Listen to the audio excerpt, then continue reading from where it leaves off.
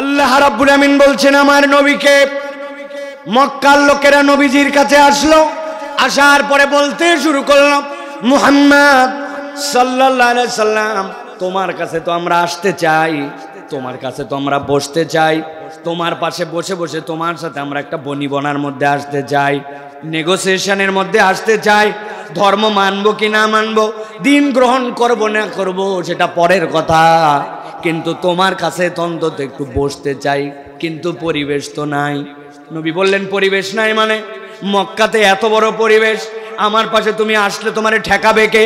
লোকজন সাথে সাথে বলতে শুরু করলো, মুহাম্মদ তোমার পাশে তোমার দৃষ্টিভঙ্গিতে পরিচয় আছে, পরিবেশ আছে, কিন্তু যেই লোকগুলা তোমার আশপাশে থাকে, যেই লোকগুলা তোমার সাথে ঘোরাফেরা করে, এইগুলা একটাও আমাদের স্ট্যাটাসের সাথে যায় না। এইগুলা এক একটা কামার কুমার, কোনোটা হয়তো গোলাম, কোনোটার সমাজের মধ্যে কোনো দাম নাই, মূল্যায়ন নাই। তোমার কাছে ওই মানুষগুলো আশপাশে এমনভাবে ঘোরাফেরা করে, আমরা সমাজপতি, আমাদের একটা স্মার্টনেস আছে, আমাদের একটা স্ট্যাটাস আছে, এই কারণে আমরা তোমার কাছে যাইতে পারি না, তোমার সাথে বসতে পারি না। আমার আল্লাহ রাব্বুল আমিন সূরা কাহাফের 28 নম্বর আয়াত নবীজির প্রতি অবতীর্ণ করলেন, করার পরে আমার নবীকে বলছেন, নবী আপনি তাদের কাছে, তাদের যে কথা, ওই কথাতে আপনি কান দিয়েন না, তাদের কথা আপনি শুনেন না, বরং আমি আল্লাহ আপনার জন্য একটা মূলনীতি দান করলাম, আপনার জন্য একটা উসুল বলে দিলাম। আল্লাহ বলেন, ওয়াসবির নাফসাকা, হে নবী আপনি আপনার অন্তরকে তাদের সাথে লাগায় দেন, তাদের থেকে কখনো বিচ্ছিন্ন হবেন না। তারা কারা? আল্লাহ বলছেন, মা আল্লাযীনা ইয়াদউনা রাব্বাহুম বিল গাদাতি ওয়াল আশি,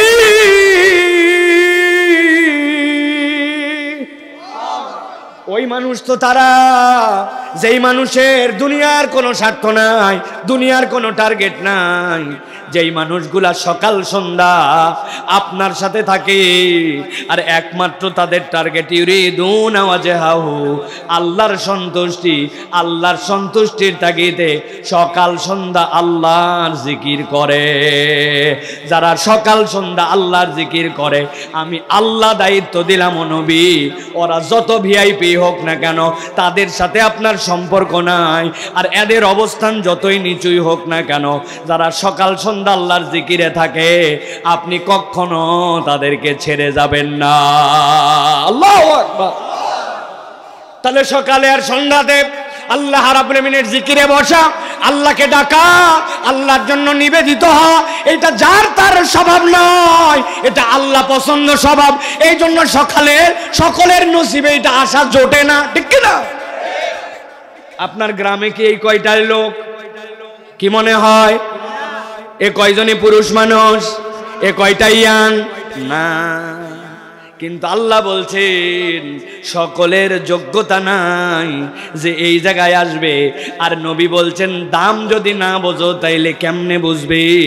আল্লাহ বলেছেন মাজালিসুজ জিকির, যেইটা যারা সকাল সন্ধ্যা আল্লাহকে খুশি করার জন্য জিকির করে, নবীকে দায়িত্ব দিচ্ছেন, নবী আপনি কখনো তাদেরকে ছেড়ে যাবেন না, তাদের সাথে থাকবেন।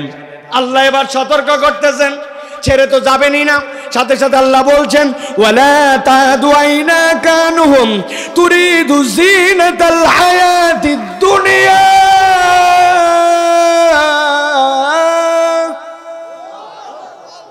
দুনিয়ার অনেক ধরনের লোভ আসবে, দুনিয়ার অনেক পরিবেশ আসবে, দুনিয়ায় এমন অবস্থা আসতে পারে যে অবস্থার কারণে আপনি সেখান থেকে দূরে সরে যাওয়ার অবস্থা তৈরি হতে পারে। কিন্তু আমি আল্লাহ নির্দেশ দিলাম, ওয়ালা তাদু আইনাক, আপনি আপনার চোখ তাদের থেকে কখনো সরায় নেবেন না, মানে আপনার কলিজার মধ্যে ভরায়া তাদেরকে সব সময় চোখে চোখে রাখবেন। দুনিয়ার যত জিনাত, দুনিয়ার যত লোভ, দুনিয়ার যত আপনার সামনে অফার আসুক না কেন, ওই মানুষগুলাকে আপনি ছাড়বেন না। আল্লাহু আকবার।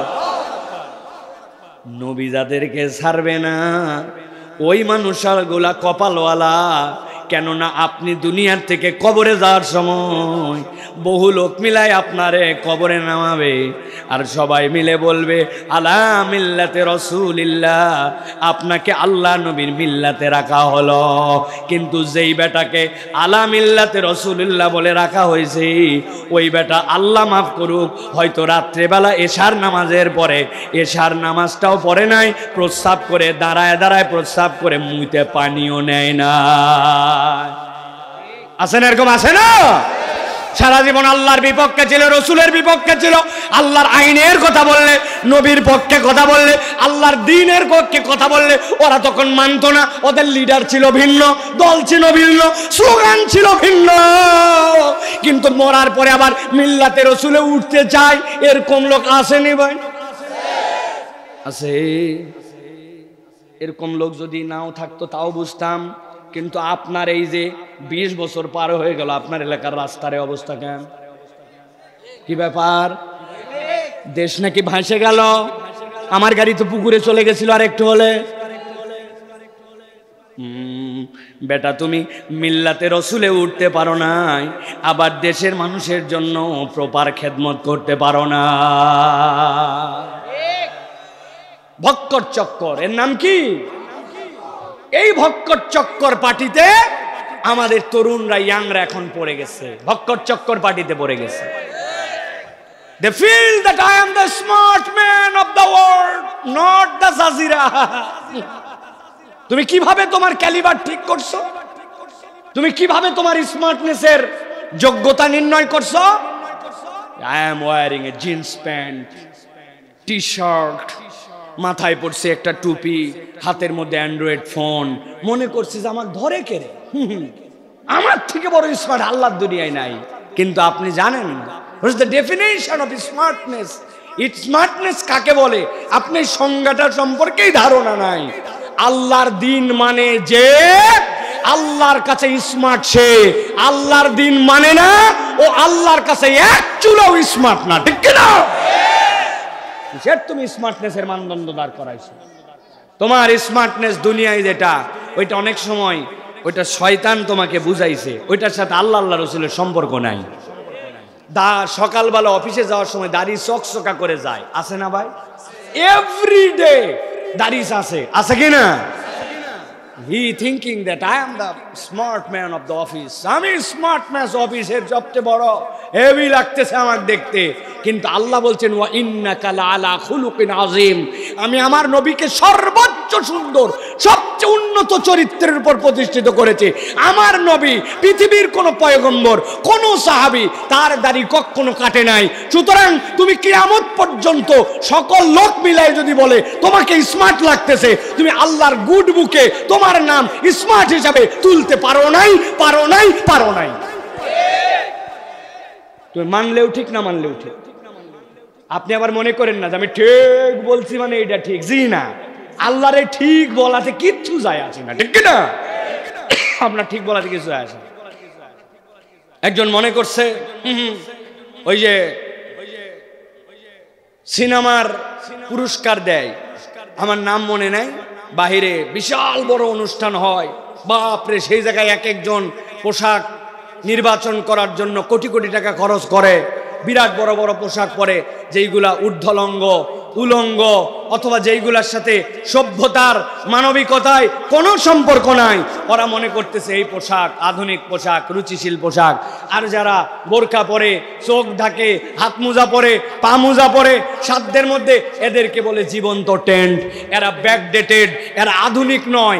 আপনি আপনার সিস্টেমে, দুনিয়ার সংজ্ঞায় তাদেরকে অনাধুনিক বলতে পারেন, কিন্তু আল্লাহর গুড বুকে যেই মা বোন আমার পর্দা করে, গায়রে মুহাররম মাহরম মেনে চলে, আল্লাহর কাছে তার থেকে স্মার্ট নারী আসমানের নিচে জমিনের উপরে নাই।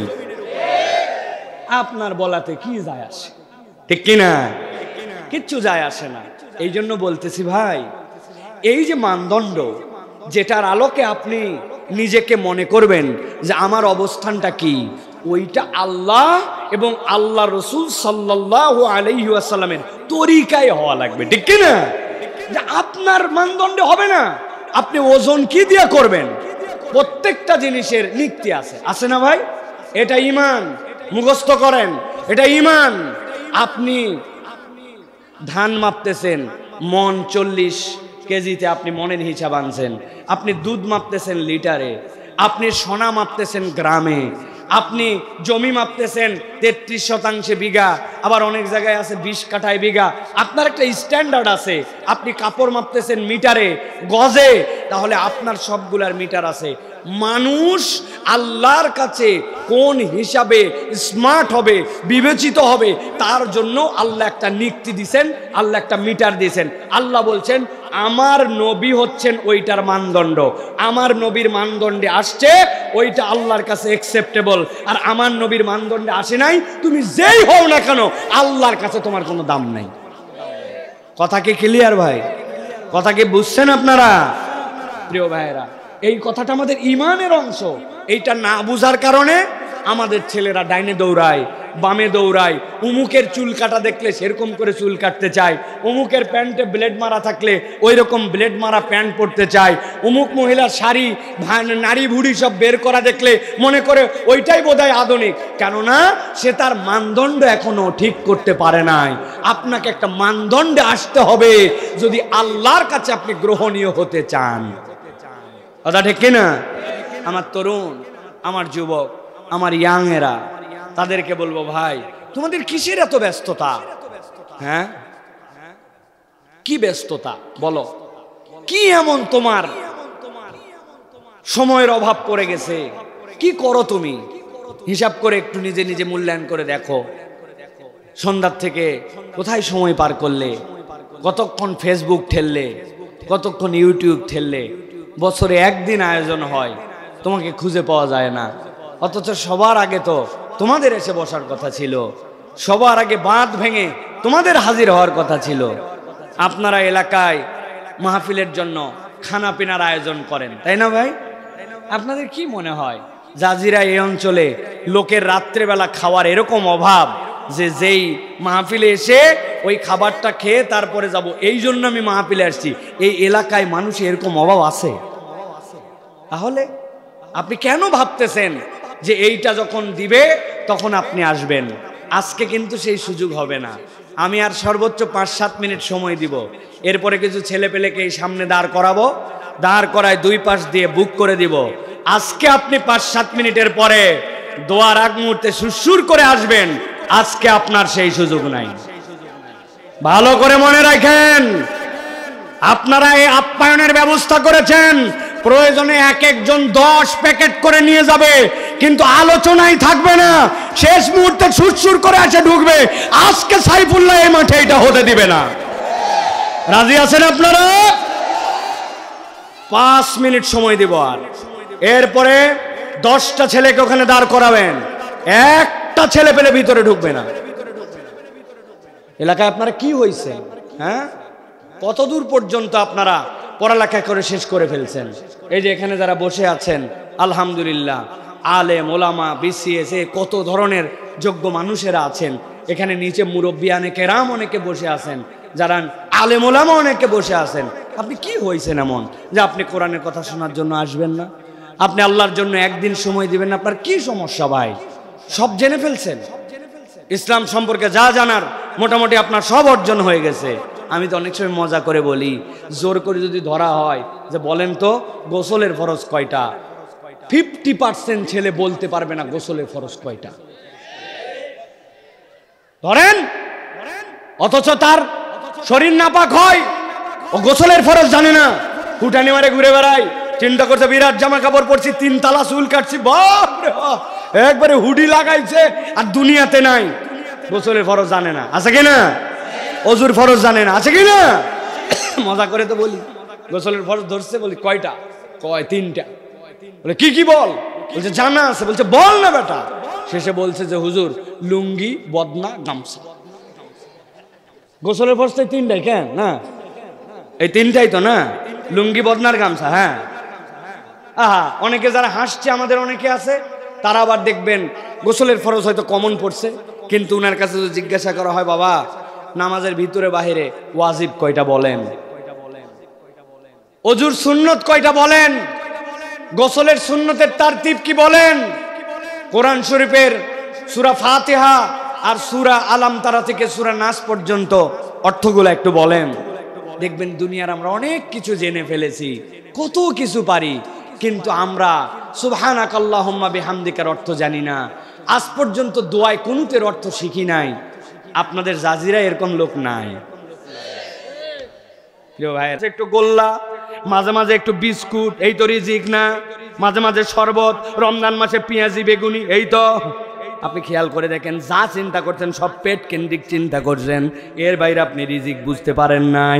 আমি ছোট্ট দু একটা উদাহরণ দেই, আপনার রিজিক আপনার কাছে পরিষ্কার হয়ে যাবে। আপনাদের বাথরুমের মধ্যে স্যান্ডেল ব্যবহার করেন, স্পঞ্জ করেন, যারা করেন তারা একটু কথা বলেন, করেন? আমরা তার ইন্ডিয়ান না যে আমরা বাহিরে হাইকে বেড়াই। ওরা আমাদেরকে অনেক নসিহত করে, বেটা এখনো বাথরুমে ঢুকাতে পারো নাই তোমার জাতিকে, তোমরা আবার কিসের নসিহত করো, ঠিক কিনা? ওই যে কয়টা ইন্ডিয়াতে বাথরুমে ঢুকে ওই কয়টা মুসলমান যায়, খোঁজ নিয়ে দেখবেন, বাকিগুলার সবগুলো এখনো রাস্তাঘাটে হাগে, মুখের মধ্যে এরকম করে দিয়া, পিছনে উন্ডা, চিন্তা করে আমি আমাকে দেখতেছি না, মানে দুনিয়া আমাকে দেখতেছে না, অথচ দুনিয়া উনার পেছনে দেখতেছে। আপনারা বাথরুমের মধ্যে যে স্পঞ্জ ব্যবহার করেন, হঠাৎ করে আপনার স্ত্রী, আপনার মা আপনাকে বলছে, অথবা আপনার ওয়াইফ আপনাকে বলছে, শোনো আজকে বাজার থেকে আসার সময় একটা স্পঞ্জের স্যান্ডেল কিনে নিয়ে আসবে। কেন স্পঞ্জের স্যান্ডেল কি হবে? বলে বাথরুমের মধ্যে আজকে আব্বা গেছিল, পা পিছলাই গেছে, আমিও একবার গেছিলাম, পা পিছলাই গেছে, স্যান্ডেলটা ক্ষয়ে গেছে। দেখছো না স্যান্ডেলের যে ওই যে কি বলে ফিতা, ফিতাগুলা পায়ের নিচে ফোটে, হয় কিনা এরকম? একটু কথা বলেন। আপনি আপনার বাথরুমের মধ্যে যাওয়ার পরে কি করেন ভাই? স্যান্ডেল পরে কয় কিলোমিটার হাঁটেন? বাথরুমের ভিতরে যায় বিরাট কুচকাওয়াজ করেন, দৌড়াদৌড়ি। আপনি বাথরুমে কয় মিনিট থাকেন? সব মিলায় আপনি বাথরুমের ভিতরে 20 ধাপও দিতে পারেন না। কিন্তু 6 মাস যেতে না যেতে আপনার স্যান্ডেলের তলা খোয়ায় যায়, জুতার তলা খোয়ায় যায়, স্যান্ডেলটা পরিবর্তন করা লাগে। কিন্তু আপনি কখনো কি ভেবে দেখেছেন কত ফুটবল খেললেন মাটিতে, কত হাঁটলেন মাটিতে, কত পুরা বাড়িতে ঘুরে বেড়ান মাটিতে, আপনার পায়ের তলার স্যান্ডেল বাথরুমের ভিতরে 10 ধাপ যায় না, পায়ের তলার জুতা খোয়ায় যায়। আর আপনি এতকাল বড় হতে হতে 60-70 বছর বয়স হয়ে গেল, আপনার পায়ের চামড়ার তলাটা কোনোদিন খোয়ালো না। যেই আল্লাহ আপনার পায়ের চামড়ার তলাটা তার কুদরত দিয়ে, রিজিক দিয়ে সংরক্ষণ করেন, জুতার তলা আপনার পায়ে থেকে খোয়ায় আর আপনার পায়ের চামড়া খোয়ায় না, তিনি হচ্ছেন রাজ্জাক, তিনি হচ্ছেন আল্লাহ। আপনি আপনার রিজিক বোঝেন নাই? আল্লাহ আপনাকে কতভাবে রিজিক দিয়ে রাখছেন। আল্লাহ রাব্বুল আলামিন এই জন্য বলছেন, বান্দা আমি তোর জন্য রাজ্জাক, আমি তোর জন্য এমন রিজিক দাতা তোর কল্পনার মধ্যেও নাই। আপনি আপনার মোবাইল যেইটা আছে, ওই মোবাইল 5000 মিলিঅ্যাম্পিয়ারের ব্যাটারি, অথচ এইটা আপনি যদি একদিন চার্জ না দেন আপনার মোবাইল ব্যাটারি শেষ, ঠিক কিনা?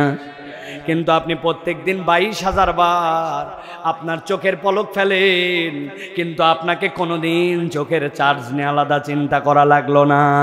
আপনি মনে করছেন পেটের মধ্যে খাদ্য যায়, ওইটাই কেবল আপনার রিজিক। জানা না না না, আল্লাহ বলছেন ওইটা তো একটা পার্ট মাত্র।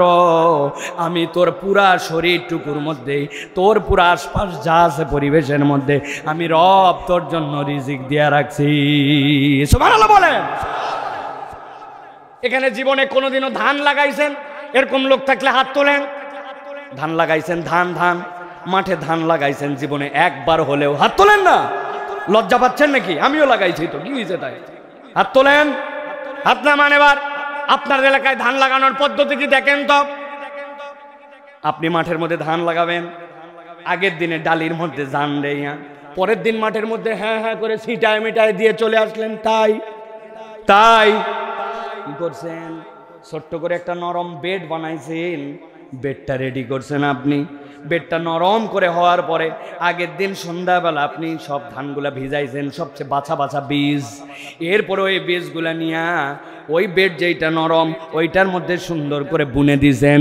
এরপরে আস্তে আস্তে করে ওখান থেকে চারা উঠছে, ওই চারাগুলো আবার উঠাইছেন। উঠার পরে এরপরে মাঠ রেডি করে তারপরে আস্তে আস্তে করে গোছ গোছ করে ধান লাগাইছেন।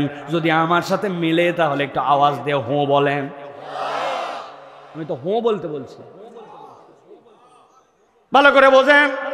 আপনি যে এই যে ধানের বীজগুলা ছিটায় ছিটায় দিয়ে আসছিলেন, আপনার কি ধারণা? মাথা খাটান যে ধানের যে আপনি ছিটায় দিলেন ওর যে কোনো দিক দিয়ে শিকড় ওঠে, যে কোনো দিক দিয়ে পাতা গজায়? না না, শিকড় গজানোর দিক আলাদা, পাতা গজানোর দিক আলাদা, ঠিক কিনা?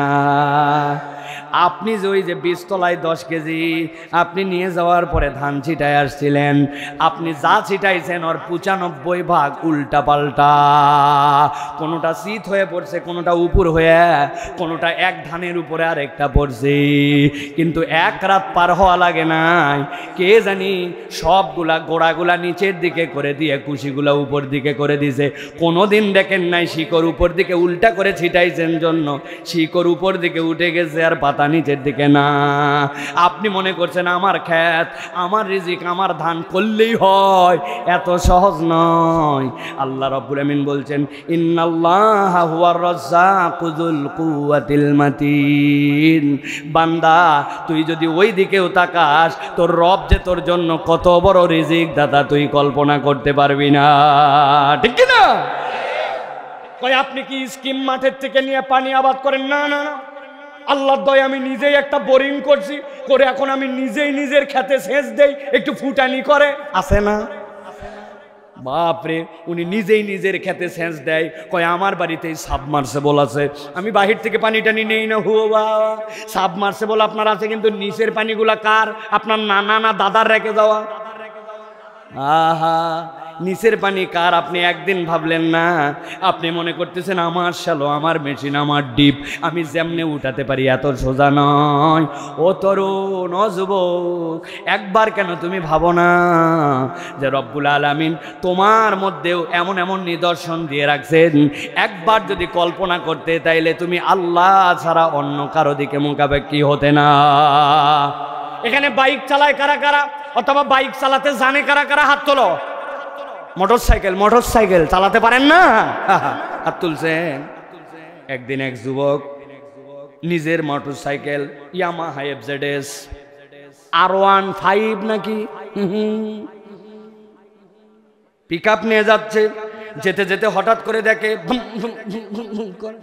কি রে, মোটরসাইকেল থামে গেল কেন? থামার তো ঘটনা মোটরসাইকেল। সাথে সাথে নামছে, নামে ডানে কাজ করছে, বামে কাজ করছে, ঝাঁকি দিছে। কি জন্য? খুলছে পরে ভিতরে ওই যে আমার চাচা বলছে তেল নাই, ভিতরে তেল নাই। চিন্তা করছে আমার বাইক আমার টাকা দিয়ে কেনা, তেল নাই তাই কি? সাথে সাথে আস্তে করে ডানে বামে তাকায় দেখছে কেউ আছে নাকি নাই। আস্তে করে জিপার খুলছে, খুলে ভিতরে মুইতে দিছে। বাহিরে তো কথাটা যাবে, যেহেতু ক্যামেরা আছে, তারপরে বলতে চাইছিলাম কিন্তু আপনারা বুঝতেছেন না জন্য বললাম। নিজের ট্যাঙ্কির মধ্যে নিজে মুইতে দিছে, এরপরে মোটরসাইকেল চলবে তো? কেন চলবে না? আমার মোটরসাইকেল, আমার মুত, চলবে না মানে? চলবে। বেশি উল্টা পাল্টা করলে ইঞ্জিন সিজ হয়ে যাবে, ঠিক কি না? কেন বললাম যুবক তুমি একবার ভেবে দেখলা না? আমি 4টা প্রশ্ন করব, উত্তর দিবেন আপনারা যদি বুঝে থাকেন। কাঁচা মরিচ জীবনে খাইছেন? লেবু খাইছেন? লবণ খাইছেন? রসগোল্লা খাইছেন? এবার একটা মুখ বন্ধ থাকবে না, বলেন তো কাঁচা মরিচের স্বাদ কেমন? লেবু, লবণ, তিতে, লবণ কি? রসগোল্লা, সবগুলা এক পেটের মধ্যে ঢুকাইছেন। ঢুকানোর মাত্র রব্বুল আমিন আপনার পেটের মধ্যে কতগুলো এনজাইম পাঠাইছেন, এনজাইমগুলা সবগুলাকে গুঁড়া গুঁড়া করে ফেলছে। গুঁড়া গুঁড়া করার পরে এরপরে আপনার নারীর মধ্যে চলতে শুরু করেছে। চিপে চিপে চিপে চিপে রসগুলা সব বের করে ফেলেছে। রসগুলা বের হওয়ার পরে এক জায়গায় আল্লাহ জড়ো করছেন। এরপরে কতগুলো এনজাইম ওর মধ্যে দিয়েছেন। দেওয়ার পরে সবগুলা গ্লুকোজ সুগারে রূপান্তর হয়েছে। আপনি কল্যার তিতা খাইছেন, কাঁচামরিচের ঝাল, লবণের তিতা আর রসগোল্লার মিষ্টি, যা খান না কেন সবগুলাকে রব্বুল আলামিন আপনার পেটের মধ্যে গ্লুকোজ বানাইছেন। এরপরে ওই গ্লুকোজ আপনার পেটে, এখন আল্লাহ যদি বলতেন দায়িত্ব তোমার, তুমি যে হাত এরকম করে করে নড়াও, এর ভিতরে তো মোবিল লাগে, গিরিজ লাগে, আপনার মোটরসাইকেল চালানোর জন্য যেরকম আপনার তেল লাগে, আবার ব্রেক করার জন্য ব্রেক অয়েল লাগে, আবার অন্য মোবিলের জন্য মোবিল আলাদা লাগে। তাহলে আল্লাহ রাব্বুল আলামিন পেটের মধ্যে সব নিলেন, আপনাকে দায়িত্ব দিয়েছে শোনো আজকে যদি 20 বারের বেশি হাত এরকম করো মোবিল কিন্তু শেষ। একবার কল্পনা করেন আল্লাহ কিচ্ছু আমাকে দেয় নাই, কিন্তু এই হাতের মেকানিজমটুকু যদি চিন্তা করেন, আপনাদের এলাকায় যারা যারা আলু ভর্তা আর জীবনে পান্তা খাইছেন তারা একবার হো বলেন। খাইছেন চাচা? এই 4 আঙ্গুল বাইন্দা দিব সুন্দর করে, যেহেতু আল্লাহ আমারে কিচ্ছুই দেয় নাই, আল্লাহর থেকে কিচ্ছু পাই নাই আমি, 4 আঙ্গুল বান্দা টাইট করে একবারে বাইন্দে এই জায়গায় জড়ো করে দিয়েছে আপনার। এরপরে ওই পান্তার আলু ভর্তা একবার খাইয়ে একদিন পরীক্ষা করে দেখেন রব আপনার এর মধ্যে যে মেকানিজম দিয়েছে পেটের মধ্যে সব খাইলেন, কিন্তু এই নিয়োগ চালানোর জন্য যেটা লাগবে আল্লাহ অটো পার করে দিয়েছে, চোখ খোলার জন্য যেটা লাগবে, ব্রেনের জন্য যেটা লাগবে, কিডনির জন্য যেটা লাগবে, মেশিন আলাদা পেটের মধ্যে পাঠাইছেন। তো ধান চাল ভাত যা দিয়ে তো দায়িত্ব শেষ, কিন্তু একজন রহমান রব ওই রিজিকগুলাকে সঠিকভাবে বন্টন করেন, তিনি আপনার আমার রব আল্লাহ। আর বান্দা তার কথা না শুনে স্মার্ট হওয়ার জন্য অন্য রাস্তা খোঁজে, এর থেকে কপাল পোড়া বান্দা আর আল্লাহর দুনিয়ায় হতে পারে না। আমি আর বুঝাতে পারবো না, এর চেয়ে বেশি বুঝানোর আমার আপাতত আর সময় নাই। আপনি যদি বুঝে থাকেন যে কোরআনের মাহফিলের লাভ কি, তাহলে আপনি এই কথাতেই অন্তত বুঝতে পারবেন যে জাজিরাতে ওই যে পায়ের তলা খোয়ায় যদি যেত তাহলে 70 বছরের অনেকগুলা কাল্লা খালি রাস্তা দিয়ে ঘোরার কথা। কে ভাই? রব্বুল আলামিন আপনাকে কি নিয়ামত দিয়ে রাখলেন। ওই হওয়ার পরে দাঁত উঠছে না? আপনাদের কয় বছরে দাঁত উঠছে? আমার নাকি 11 মাসে না কয় মাসে দাঁত উঠে গেছে। এই জন্য মায়েরা যায় যে সন্তানদের আগে দাঁত ওঠে, খুব কষ্ট পায় মায়েরা তাদের জন্য। আমার দাঁত উঠছে আগে, ওই যে দাঁত উঠছে আজকে বয়স হয়ে গেল, ওই দাঁত উঠার পরে প্রায় 37-38 বছর। মুরব্বীর দাঁত উঠছে ধরলাম 3 বছর, চাচার বয়স 70 বছর। ওই কতবার চাচা দাঁত কাটান দিছেন তো না? দাঁত কাটতে জাননি? একবারও কাটেননি? ওমা নখ নখ প্রত্যেক সপ্তাহে কাটা লাগে, ঠিক না? এই যে কয়দিন পার হয়েছে, বৃহস্পতিবার পার হয়ে আজকে সোমবার আসে নাই, নখগুলো আবার বড় হয়ে গেছে, আর দাঁতটা 38 বছরের জায়গা মতো থেমে গেল। আপনি আপনার রবকেই নাকি খুঁজে পান নাই এখনো। আল্লাহ কিছুই দেয় নাই আমাকে, ব্যাকল তাও কোরআন শুনতে আসে না, বাইরে আড্ডা মারো, ঢুড্ডামি করো, বাড়ির থেকে বলে আসছো ওয়াজে যাচ্ছি, হ্যাঁ, আর তুমি এসে বাইরে বিড়ি খাও। আমি দেখি নাই? আসার সময় আমি দেখি নাই? তোমাকে দেখি নাই? আমি চোখ কি জমা দিয়ে আসছি নাকি? সব জেনে ফেলছে, সব বোঝে। আল্লাহ আমাদেরকে কোরআনের কথা শোনার মতো দিল দান করুক। আল্লাহ আমাদের এলাকার সন্তানগুলাকে কোরআনমুখী করে দেয়। কি প্রজন্ম যে হচ্ছে রব্বুল আলামিন জানে। বিরাট এক কাম করে ফেলাইছে, যেই কাম করার কৃতজ্ঞতা আমরাও জানাচ্ছি। তোমাদের প্রতি আমরা কৃতজ্ঞ। তোমাদের প্রতি কি? আমরাও তো তোমাদের দলে। আমার বয়স তো তোমাদের বয়স পার হয়ে যায় নাই, 40 পার করে যায় নাই। আমি তো তোমাদের দলে প্রিয় ভাইরা। কিন্তু মনে করো না যে একটা কিছু করে ফেলছি মানে বিরাট কিছু করে ফেলছি, আর কিছু করা লাগবে না, রিজার্ভ ভাঙ্গে খাবো। ইসলামে রিজার্ভ ভাঙ্গে খাওয়ার কোনো সুযোগ নাই। জুম্মার নামাজ পড়ে নিছি, 7 দিনে নামাজ পড়া লাগে না, এরকম রিজার্ভ ভাঙ্গে খাওয়ার কোনো সিস্টেম ইসলামে নাই। আল্লাহর বান্দা হলে আল্লাহর তরিকায় চলতে হবে। এলাকার অনেক মানুষের তো ডানের ফেরেশতা ঘুমায় যায় শুক্রবারে জুম্মার পরে। এই যে উনি রিটায়ার, উনার আর কিছু লেখারই নাই, খালি বামের ফেরেশতা লিখতে লিখতে হয়রা। ও যে আল্লাহর কাছে বিচার দিবে, আল্লাহ গুনাহ করে কিন্তু এত করে নাকি তাই বলে। আমারও তো একটা বিশ্রাম আছে, ও থামতে দেয়নি। আর ডানের ফেরেশতা তাও ওঠে কোন সময়? জুম্মার দিন 1:20 পরে ওঠে। 1:20 আগে মসজিদে যায়, একামত শুনে মসজিদে যায়। ওই সময় উনি একটু উঠে, উঠেও দেখে ওযু ঠিক নাই, গোসল ঠিক নাই, পাক না পাক বুঝেই নাই, অ্যাকাউন্টের খোলার কোনো পাসওয়ার্ডই নাই, ভুলে আইছে। কথা বলেন, ওযু ঠিক না করে নামাজ পড়লে কবুল হবে তো? গোসল ফরজ হলে গোসল ঠিক মতো না করে নামাজ পড়লে নামাজ হবে তো? তো গোসলের ফরজই তো তুমি জানো নাই, যে নাকে পানি দেওয়া লাগে, নরম জায়গা মতো পৌঁছানো লাগে, সবার আগে নিয়ত করা লাগে, গড়গড়া করা লাগে, পুরা গায়ে পানি দেওয়া লাগে, ডান থেকে শুরু করা লাগে, বাম থেকে, সবার আগে ময়লা স্থানগুলো পরিষ্কার করা লাগে, সর্বশেষ উঠার সময় পায়ে পানি দিয়ে যাওয়া লাগে। হে তো জানে না, ও যাই ঢাক্কাত করে ডুবকি দিল অথবা বাথরুমের মধ্যে যে গোসল করে চলে আসলো, চিন্তা করলো কাম সারা, ও তো গোসলই জানে না, ঠিক না? আর কত বলবো, আর বলা যাবে না, এত লম্বা ভূমিকা হলে বিপদ। লা ইলাহা ইল্লাল্লাহ। 1 ঘন্টা হয়ে গেছে। প্রিয় ভাইয়েরা, আল্লাহ রাব্বুল আমিন আমাদেরকে বোঝার তৌফিক দান করেন। প্রিয় ভাইয়েরা, আপনারা কোরআন থেকে কিছু কথা শুনতে চান? শুনতে চান আপনারা? যারা যারা শুনতে চান তাদেরকে একটা কষ্ট দিব, করবেন? পারবেন ইনশাআল্লাহ? যারা শুনতে চান তারা উঠে দাঁড়ান, আজকে দাঁড়ায় দাঁড়ায় ওয়াজ হবে। হ্যাঁ, উঠে দাঁড়ান। যে সকল মুরব্বীরা উঠতে পারবেন, আপনারা না, আপনারা বসেন। স্টেজের লোক উঠলে কেমনে হইবে? যারা উঠতে পারতেছেন আস্তে করে, যদি কোমরে ব্যথা না থাকে উঠাই দেন। দেখেন কারা কারা উঠতে পারে নাই, তোলেন, সবাইকে উঠান, আস্তে করে উঠান, সবাই উঠান, চাচাদেরকে একটু ধরে উঠান, পড়ে না যায় যেন। শার্ট করে উঠলে অনেক সময় মাথা ঘুরে যায়, ঠিক কিনা? উঠছে সবাই? হাত উপর দিকে উঁচু করেন, লুঙ্গি বাইন্ডে নিয়েন, হট করে উঠায়েন না, হাত নামান, হাত নামান, লুঙ্গি টুঙ্গি বেঁধে নিয়ে তারপরে উঠাবেন। সবাই একসাথে হাত সোজা করেন, সোজা করেন, সোজা করেন। হ্যাঁ, হাত নামান। এবার দাঁড়ায় থাকবেন। পেছন থেকে যার যতটুক জায়গা আছে সামনে আগাবেন না, বসবেন না কেউ, একটু আগায় আসেন, 1 ধাপ করে আগান। আপনারা জুতা স্যান্ডেল নিয়ে প্রয়োজন আগান, আপনারা আগায় না, আপনারা স্টেজের উপর উঠেন না ভাই, আপনাদের মুখ তো দেখা লাগবে আমার। বসবেন না, আগান। একটু নড়াচড়া দিতে হবে, যদি জায়গা না হয় নড়া দিতে হবে আপনাকে। আর এটা বিশাল সুযোগ, যারা পালাতে চান শার্ট করে চলে যান, আপনাদের কেউ দেখতে পাবে না। আগান, আগান, আগান, তাড়াতাড়ি আসেন। ওই কোণার মধ্যে কারা জুতা খোলে নাই, কারা সব ভিতরে, সবাই আসেন, ভিতরে আসেন।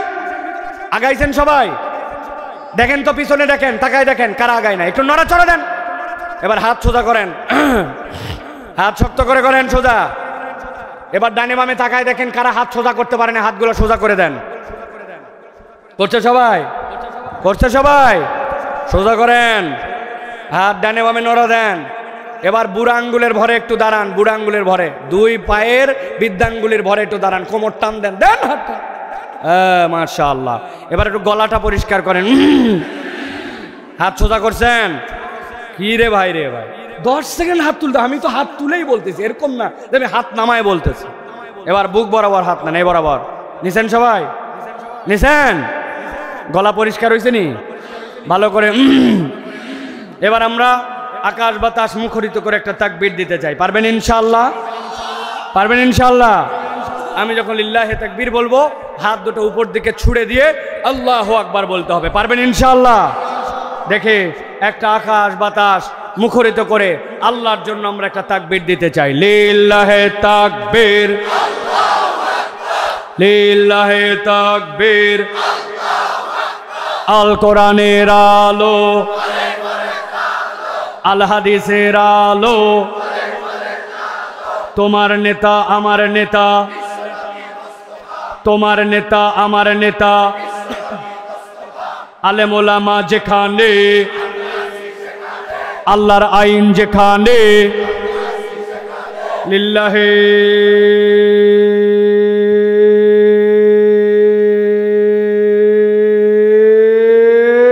তাকবীর। আলহামদুলিল্লাহ। সকলে জিকিরের হালতে বসেন। লা ইলাহা মোহাব্বত, লা ইলাহা, জোরে লা ইলাহা। জায়গা হয়ে যাবে, জায়গা হয়ে যাবে। লা ইলাহা, 30 সেকেন্ডে জায়গা হয়ে যাবে। লা ইলাহা, লা ইলাহা, জোরে লা ইলাহা, লা ইলাহা ইল্লাল্লাহু মুহাম্মাদুর রাসূলুল্লাহ সাল্লাল্লাহু আলাইহি ওয়াসাল্লাম। রাগ করছেন আপনারা? বিরক্ত হননি তো?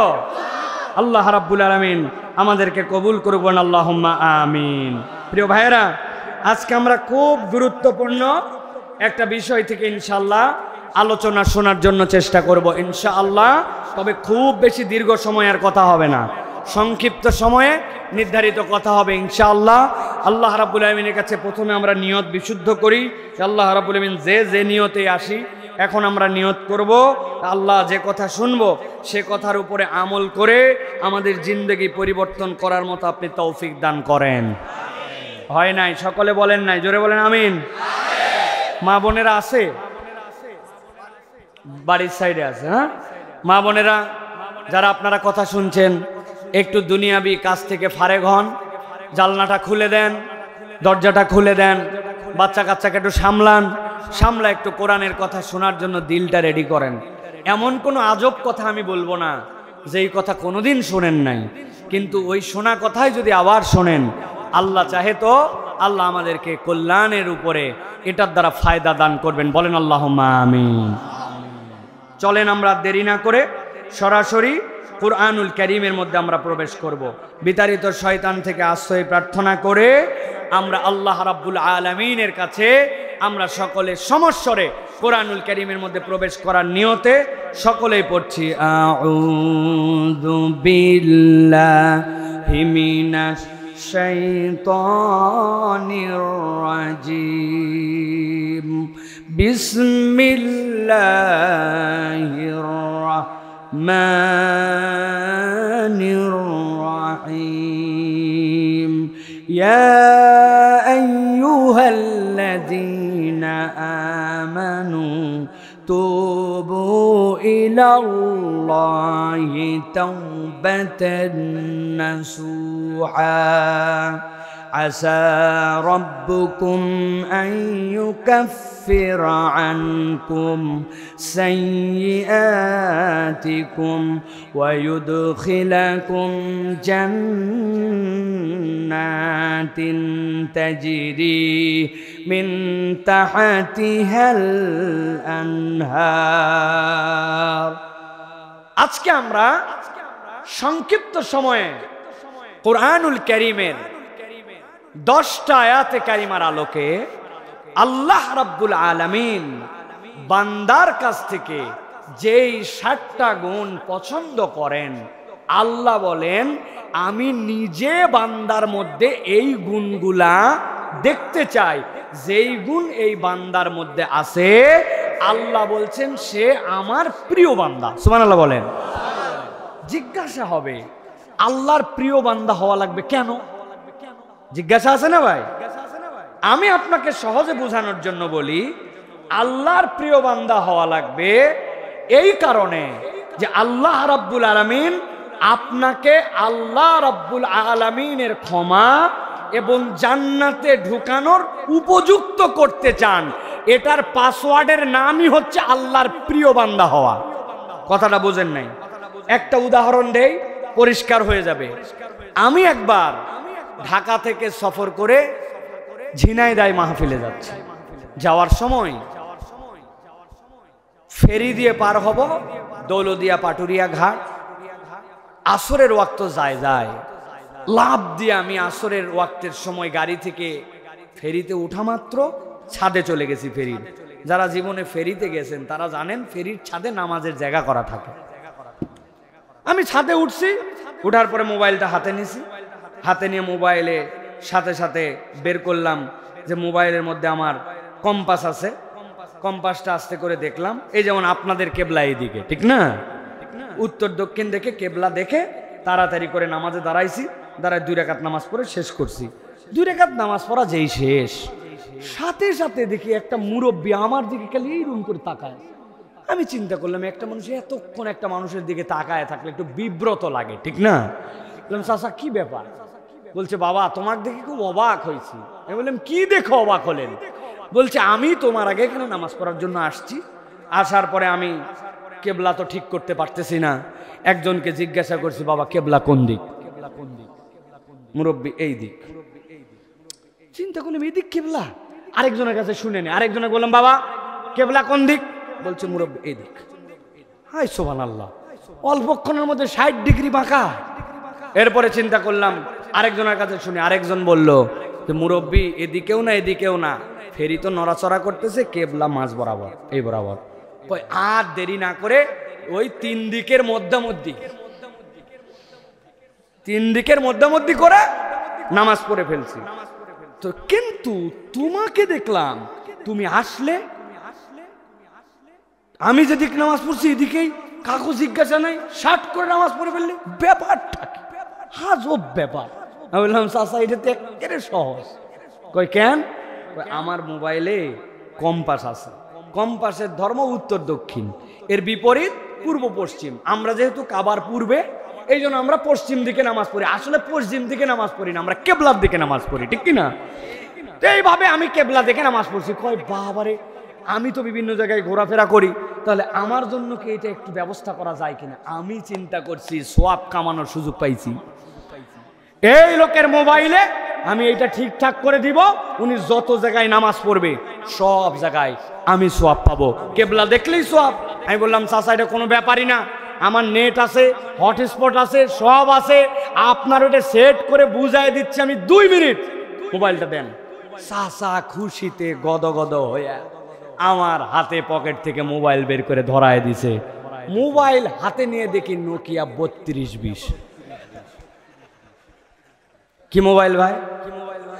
আপনারা হাসলেন যে, মানে নোকিয়ার বাটন মোবাইলে আপনি বুঝেছেন গুগল প্লে স্টোর নাই, আই স্টোর নাই। আপনি কোনো একটা অ্যাপস নামায় ওর মধ্যে যে দিবেন, ওই অ্যাপস ইনস্টল হবে না, ঠিক কি না? ভালো করে বোঝেন, আলোচনার গুরুত্ব বোঝানোর জন্য বললাম। আল্লাহর পরে তোমার জান্নাত চাই। আল্লাহ বলছেন যার কাছে 7 গুণ আছে, আল্লাহর জান্নাত আর ক্ষমা তার সাথে আছে। সুবহানাল্লাহ বলেন। খুবই সংক্ষেপ করে বলবো আমি। তাহলে গুণাগুণ কয়টা? জোরে বলতে হবে, কয়টা? হয় নাই, হাত নামান সবাই। এই যে বাম হাতের 2 নখ আর ডান হাতের 5 নখ, আমি বলবো কয়টা, একসাথে তুলে দেখাতে হবে 7টা। গুণাগুণ কয়টা? সব হাত ওঠে নাই, হাত নামান, একসাথে সবাই উঠাবো। আল্লাহ রাব্বুল আলামিনের পছন্দনীয় গুণাগুণ কয়টা? কারা কারা হাত তুলতে পারে নাই, ফাইনাল চেক, হাত নামান। আল্লাহ রাব্বুল আলামিনের পছন্দনীয় গুণাগুণ কয়টা? আলহামদুলিল্লাহ। বলবেন হুজুর এত কষ্ট করাচ্ছেন, হাত তোলা মোলা আছে না? এটার উদ্দেশ্য আছে ভাই। আমাদের অধিকাংশ ওয়াজ বাড়িতে যায় না, এখানে আসলাম, শুনলাম। আমি যে পর্যন্ত 1 ঘন্টা ওয়াজ করছি, এই ওয়াজ করে চলে গেলে যথেষ্ট, কি ভাই? কিন্তু না, আমি একটা হক আদায় করার, আমার একটা আল্লাহর সাথে একটা বোঝাপড়া আছে। ওই হক আদায়ের জন্য আমি আপনার কাছে বাকি কথাগুলো বলে যাব। ওই যে কে জানি স্টেজে উঠার আগে বলল, যশোরের মাহফিলে 15 লাখ লোক ছিল, পেকুয়ার মাহফিলে জুম্মা পড়াইছি, কত লোক ছিল আল্লাহ জানে। খালি আজারাই করতে 10-15 গুনবো আমরা, ধুলায় অন্ধকার।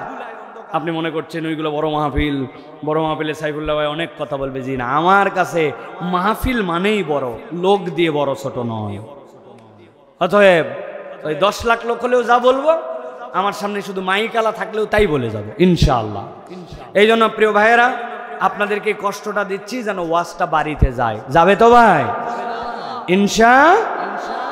তাহলে আল্লাহর পছন্দনীয় গুণাগুণ 7টার প্রথম গুণাগুণের নাম হচ্ছে তওবা। কি নাম? জোরে বলেন, জোরে বলেন। আল্লাহ রাব্বুল আমিন বলছেন সূরা তাহরিম, কোরআনের 66 নম্বর সূরা, এর 8 নম্বর আয়াত। আল্লাহ বলছেন ইয়া আইয়ুহাল্লাযীনা আমানু, ও ঈমানদারেরা, আমি রব্বুল আমিন তোমাদেরকে আলাদা করে ফেললাম। দুনিয়াতে মানুষ সবগুলি আল্লাহর সৃষ্টিগুলা মৌলিকভাবে 3 ধরনের। একটা আল্লাহ রব্বুল আমিনের সৃষ্টি হচ্ছে ক্ষণস্থায়ী, আরেকটা দীর্ঘস্থায়ী, আরেকটা চিরস্থায়ী। ক্ষণস্থায়ী সৃষ্টি কোনগুলা? যেইগুলা আল্লাহ রব্বুল আমিন দুনিয়ার বুকে ইদা আরাদা শাইআন আন ইয়াকুলা লাহু কুন ফায়াকুন, আল্লাহ কুন বললে হয়, ফায়াকুন বললে হয়, আল্লাহর নির্দেশের সাথে সাথে হয়ে যায়। আপনার আমার যেরকম দেখবেন, আপনি গরু ছাগল ভেড়া গাছপালা এগুলো আল্লাহর রাব্বুল আলামিনের ক্ষণস্থায়ী সৃষ্টি, হচ্ছে আবার চলে যাচ্ছে, আবার হচ্ছে। আর আল্লাহর আরেকটা সৃষ্টি দীর্ঘস্থায়ী। ওই যে মাথার উপরে আসমান দেখেছি, ওই যে সূর্য দেখেছি, এইগুলো আল্লাহর দীর্ঘস্থায়ী সৃষ্টি। কিন্তু এইগুলাও রাব্বুল আলামিনের কোনো একদিন হুকুম আসবে, শেষ হয়ে যাবে। আর একটা সৃষ্টি আল্লাহ রাব্বুল আলামিন যেটা কুন ফায়াকুনের হুকুম দিয়ে করেন নাই। আল্লাহ রাব্বুল আলামিন খালাকাল্লাহু আদামা বিয়াদিহি, আল্লাহ আদম আলাইহিস সালামকে স্তর বাই স্তরে আস্তে আস্তে করে তাকে সৃষ্টি করেছেন। মানুষের যখন রুহুটা তার থেকে বিচ্ছিন্ন হয়ে যায়, আমি মনে করছি মানুষ শেষ হলো, আসলে মানুষ শেষ হয় না। ওই আলমে আরওয়াহ থেকে শুরু করে দুনিয়াতে আসার পরে ওই মানুষটার থেকে যখন রুহু বিচ্ছিন্ন হয়, কোরআন হচ্ছে তার জন্য প্রশ্নপত্র, ওইটাই তার জন্য গাইড। আর নবীজি সাল্লাল্লাহু আলাইহি সাল্লাম হচ্ছেন তার জন্য শিক্ষক। আল্লাহ নবী দেখানো ওই কোরআন অনুযায়ী বান্দা যে আমলনামাটা রেডি করে, ওই আমলনামাটা তার উত্তরপত্র। মানুষ দুনিয়ার থেকে চলে যায়, কিন্তু ফেরেশতাকে আল্লাহ রিটায়ারমেন্ট দিয়ে দেন। কিরামান কাতিবিন, সম্মানিত ফেরেশতারা লেখক দয় থাকে না, কিন্তু তার গলার সাথে আল্লাহ রাব্বুল আমিন তার ওই আমলনামাটা লটকায় রাখেন। ওইটা বান্দার উত্তরপত্র। বান্দার সাথে এখন জেসেমের সম্পর্ক নাই, লেখার ফেরেশতা নাই, কিন্তু আমার নবী বলছেন তার মানে তার আমলনামা বন্ধ হয় নাই। ওই বান্দা এরপরেও নবী বলছেন এমন কতকগুলা কাজ করে, এলেম বিতরণ করে গেছে, নেক সন্তান রেখে গেছে, কল্যাণের রাস্তায় দান খয়রাত করে এমন ভালো কাজ করে গেছে। ওই সময় আর ফেরেশতা লেখে না, কিন্তু তার রুহের সাথে তার যে উত্তরপত্রটা লটকানো থাকে, স্বয়ং আল্লাহ তার আমলনামায় কিয়ামত হওয়ার আগ পর্যন্ত তার নেক কাজগুলা যুক্ত করে দেন। একটু ভেবে দেখেন আল্লাহ রাব্বুল আমিন এই মানুষকে কত অনন্য করলেন। আল্লাহ রাব্বুল আমিন বলছেন ওই মানুষের মধ্যে থেকে আমি রব্বুল আমিন আমার পছন্দনীয় সম্বোধন করে তোমাদেরকে বললাম, ইয়া আইয়ুহাল্লাযীনা আমানু তুবু ইলাল্লাহি তাওবাতান নাসুহা। এই দুনিয়ার ইমানদারেরা, আমি রব্বুল আমিন তোমাকে বললাম তুমি আল্লাহর কাছে ফেরত আসো, আল্লাহর কাছে তওবা করো। তবে তওবাটা তোমার যেমন তেমন হবে না। আমি রব তোমাকে বললাম তোমার তওবাটা হবে আল্লাহর কাছে এমন তওবা, যেই তওবা রব্বুল আলামিন তোমার থেকে নিতে চান, ওই তওবাটা আল্লাহ পছন্দ করেন। ওই তওবার নাম হচ্ছে নাসুহা। কি নাসুহা মানে কি? এটার মিনিং কি? কেন আল্লাহ তওবা আমাকে করতে বললেন? মুহাদ্দিসিনে কেরাম আল্লাহ রাব্বুল আলামিনের এই আয়াতে কারিমার আলোকে চারখানা হাদিস এনেছেন। আমি হাদিস বলতেছি না, নির্যাস বলতেছি। তারা বলছেন আল্লাহ যে বললেন তুবু ইলাল্লাহি তাওবাতান নাসুহা, এই নাসুহা শব্দটা আরবিতে দুইটা মৌলিক শব্দ থেকে এসেছে। হয়তোবা নাসহাতুন, নুন সোয়াদ হা তা দুই পেশ নাসহাতুন, অথবা এই শব্দটা এসেছে নাসাহাতুন, নুন সোয়াদ এরপরে একটা খারা আলিফ এরপরে হা তা। যদি দুইটা আলাদা আলাদা জায়গার থেকে উৎপত্তি হয়, দুইটার অর্থও ভিন্ন। আল্লাহ বলতেছেন এইটা যদি নাসহাতুন থেকে হয়, তাহলে এর অর্থ হবে খাঁটি করা, পাকা করা, আসল করা। খাঁটি করার মানে কি? আপনি সোনা, আপনার স্ত্রীর চুড়ি আছে, চুড়িগুলা আপনি চিন্তা করছেন নতুন করে একটা ডিজাইনে গড়াবেন, স্বর্ণকারের কাছে নিয়ে গেছেন। স্বর্ণকার বলতেছে আপনার যে বালা, বালার মধ্যে অনেকগুলা গালা দেওয়া আছে, গালা দিয়ে গোল করা, গালা দিয়ে ওজন করলে তো 2 বালার ওজন হবে 10 ভরি। আগে আপনারগুলো আগে আগুনের মধ্যে দেই, এরপরে অ্যাসিড মারি, অ্যাসিড মারার পরে এরপরে সোনার খাতগুলা সব গলে যায়, গলে যাওয়ার পরে এরপরে সেইটাকে তোলার পরে ওজন করা হয়। আরবিতে এইটাকে বলা হয় নাসহা, খাঁটি করা। আল্লাহ বলছেন বান্দা এমন তওবা করো যেই তওবাটা আল্লাহর জন্য খাঁটি তওবা। সুবহানাল্লাহ। আর যদি এইটা হয় নাসাহাতুন, নাসাহাতুন মানে সেলাই করা। পেটের মধ্যে বাচ্চা আসছে আপনার ছেলের ওয়াইফের, আপনার মেয়ের ঘরের নাতি হবে শুনছেন। গ্রামের মহিলারা সাথে সাথে প্রস্তুতি নেওয়া শুরু করে। 6 মাস পার হয়ে গেছে, কবে জানি ডেলিভারির ডেট হয়।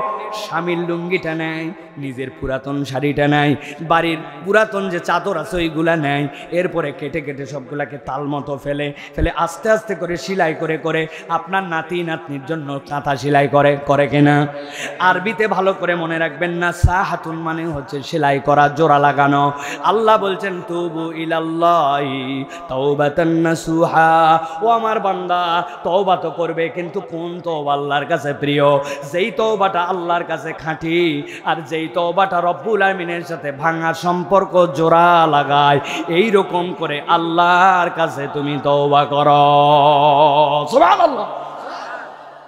এই আয়াতে কারিমার আলোকে ইমাম কুরতুবী বলতেছে, দুনিয়ার মানুষ ভালো করে জেনে রাখো, দুনিয়াতে কেউ যদি আল্লাহর কাছে প্রকৃত তওবা করতে চায় তার মধ্যে 3টা গুণাগুণ থাকা লাগবে। কয়টা?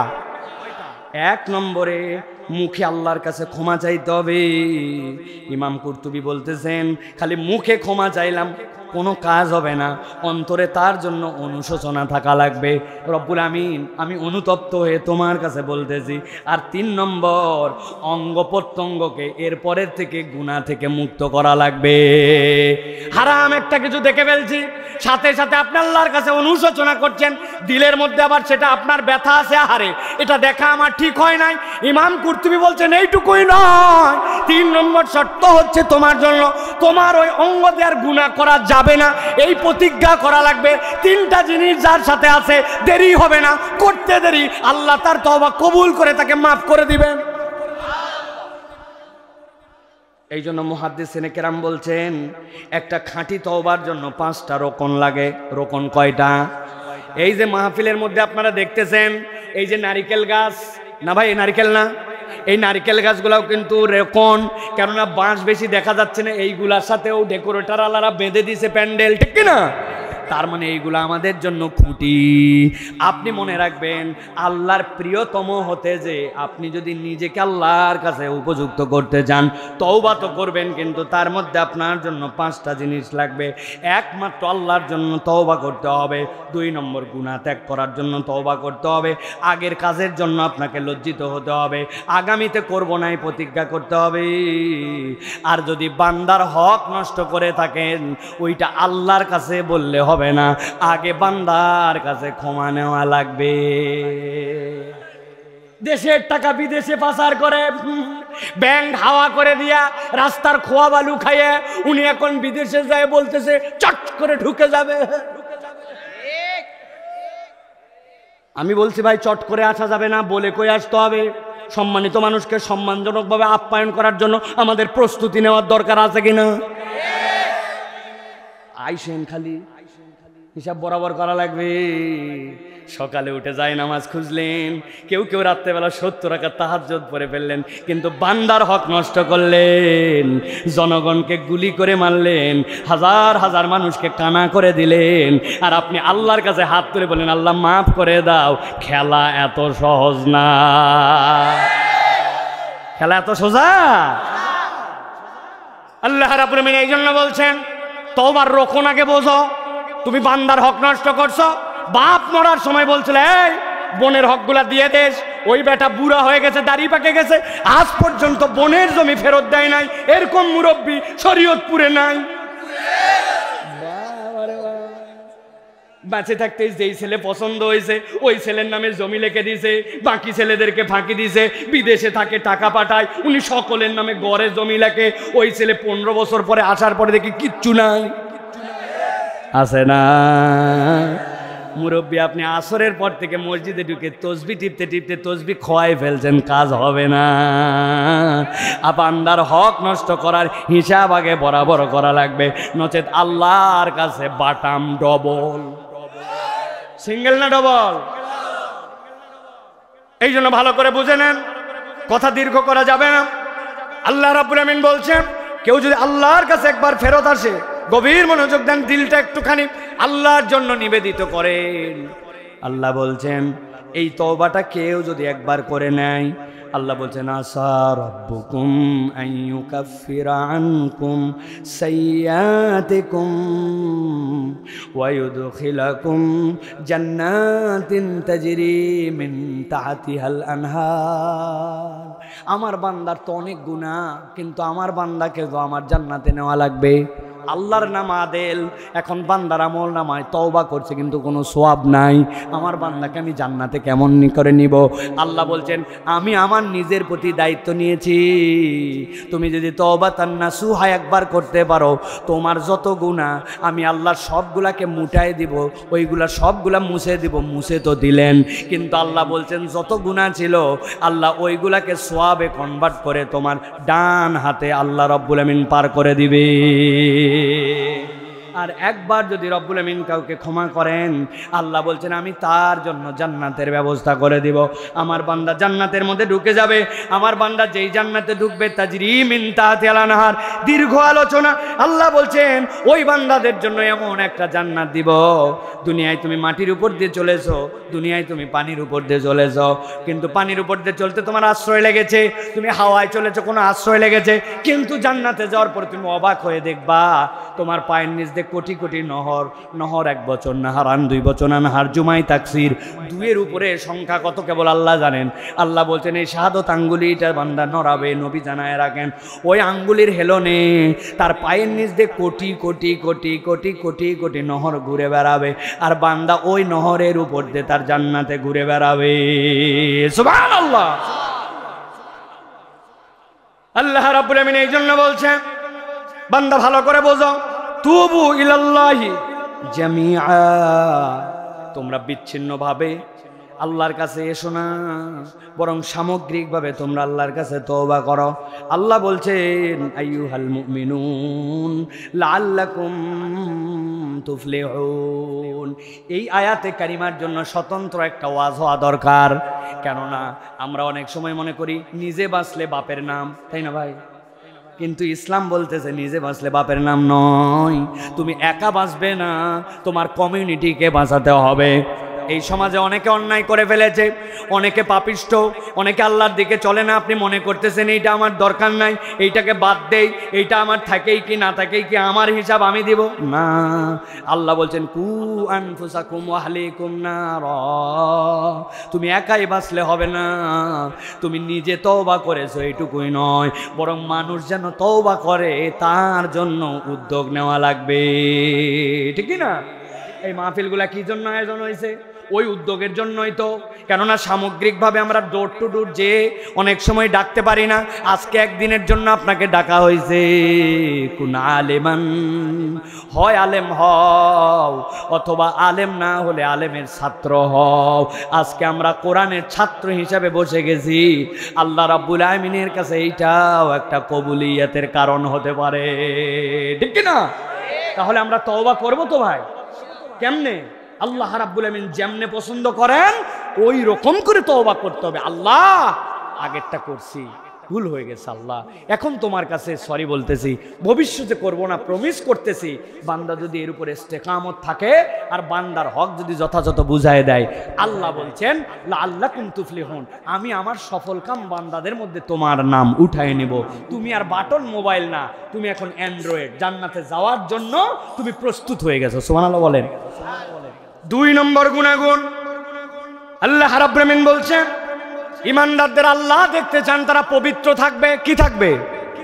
ইমানদার অপবিত্র হবে না। ইমানদার আল্লাহ রাব্বুল আমিনের কাছে এমন ভাবে উপস্থাপিত হবে সে যেন পবিত্র। আল্লাহ রাব্বুল আমিন কোরআনুল কারীম সূরা বাকারার 222 নম্বর আয়াতের মধ্যে বলছেন ইন্নাল্লাহা ইউহিব্বুত তাওয়াবিনা ওয়া ইউহিব্বুল মুতাতাহহিরিন। আল্লাহ রাব্বুল আমিন তওবাকারীকেও পছন্দ করেন, আর আল্লাহ রাব্বুল আমিন পবিত্র বান্দাকেও পছন্দ করেন। অনেকেই বলবেন হুজুর এটাই পাস হয়ে গেছে আমার, আমি পবিত্রতার জ্ঞান জানি, ওযু কেমনে করা লাগে, গোসল কেমনে করা লাগে, আমি পবিত্রই। আপনি যদি এইটা কেবল বুঝের মধ্যে নিয়ে থাকেন তাহলে 50% বুঝছেন, বাকি 50 বোঝেন নাই।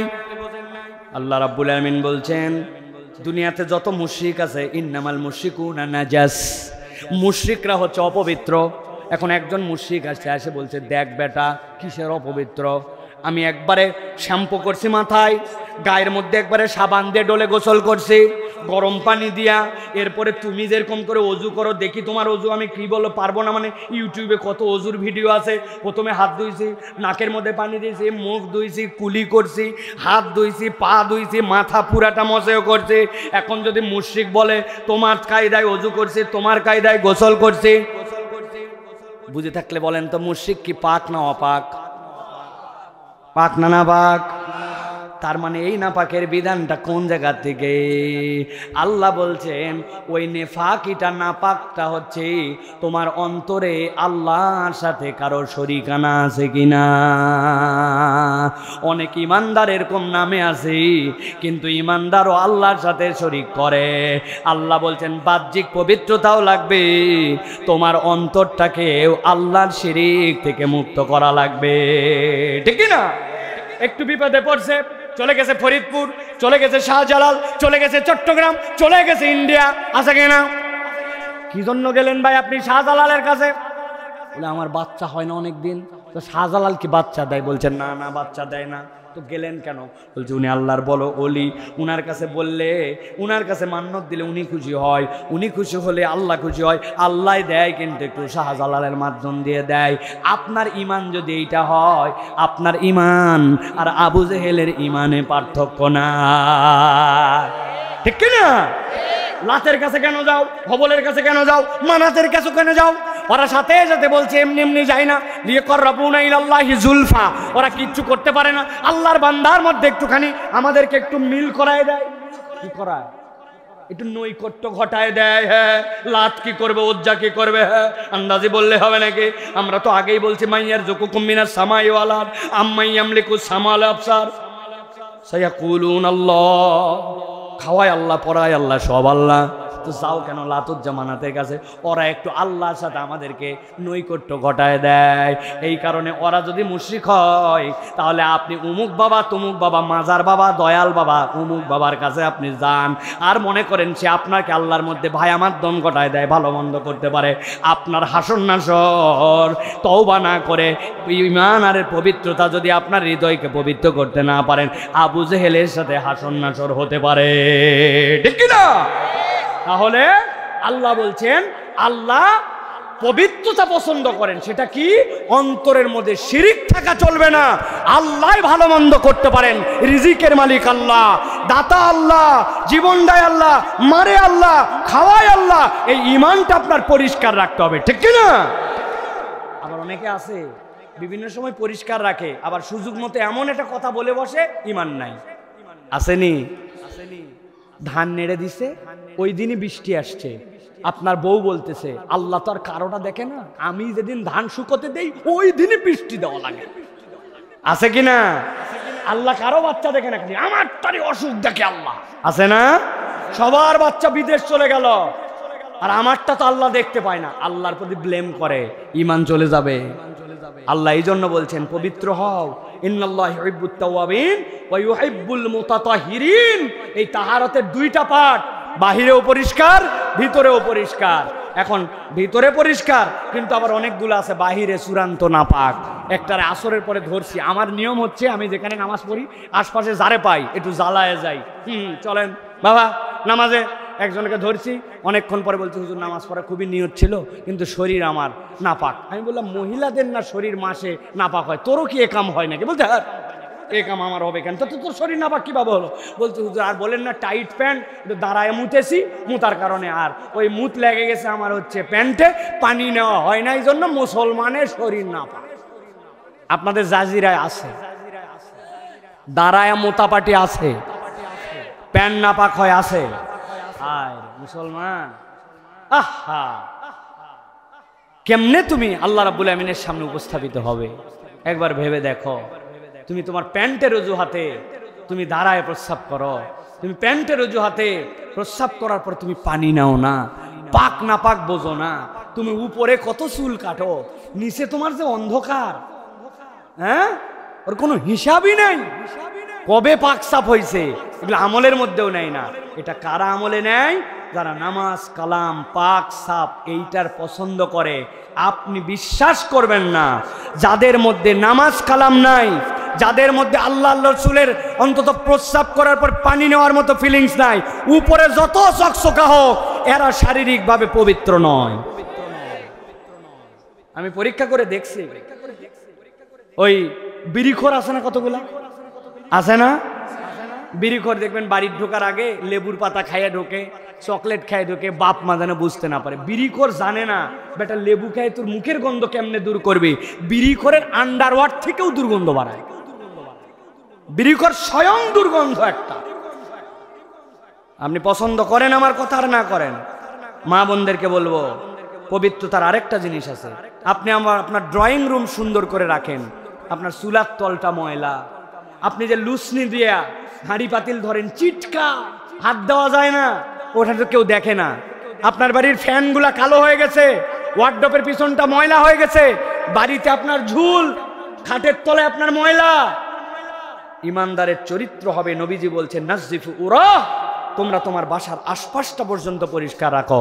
কত মসজিদ আছে অজুখানার দিকে তাকানো যায় না, অজুখানায় নাই কোনো সাবান, ওই বেটা বাথরুমে ঢুকছে, বাথরুমের মধ্যে নাই সাবান, বাথরুমে ঢুকে সুইচে দিছে, ওইটা দিয়ে পরে কল বন্ধ করছে, তারপরে বদনা জায়গায় রাখছে, ওইটা দিয়ে সিটকানি খুলছে, ওইটা দিয়ে আছে কল খুলে, ওইটা দিয়ে আবার মুখ দিয়ে কুলি করে, ওই বাম হাত দিয়ে আবার মুখ পরিষ্কার করে।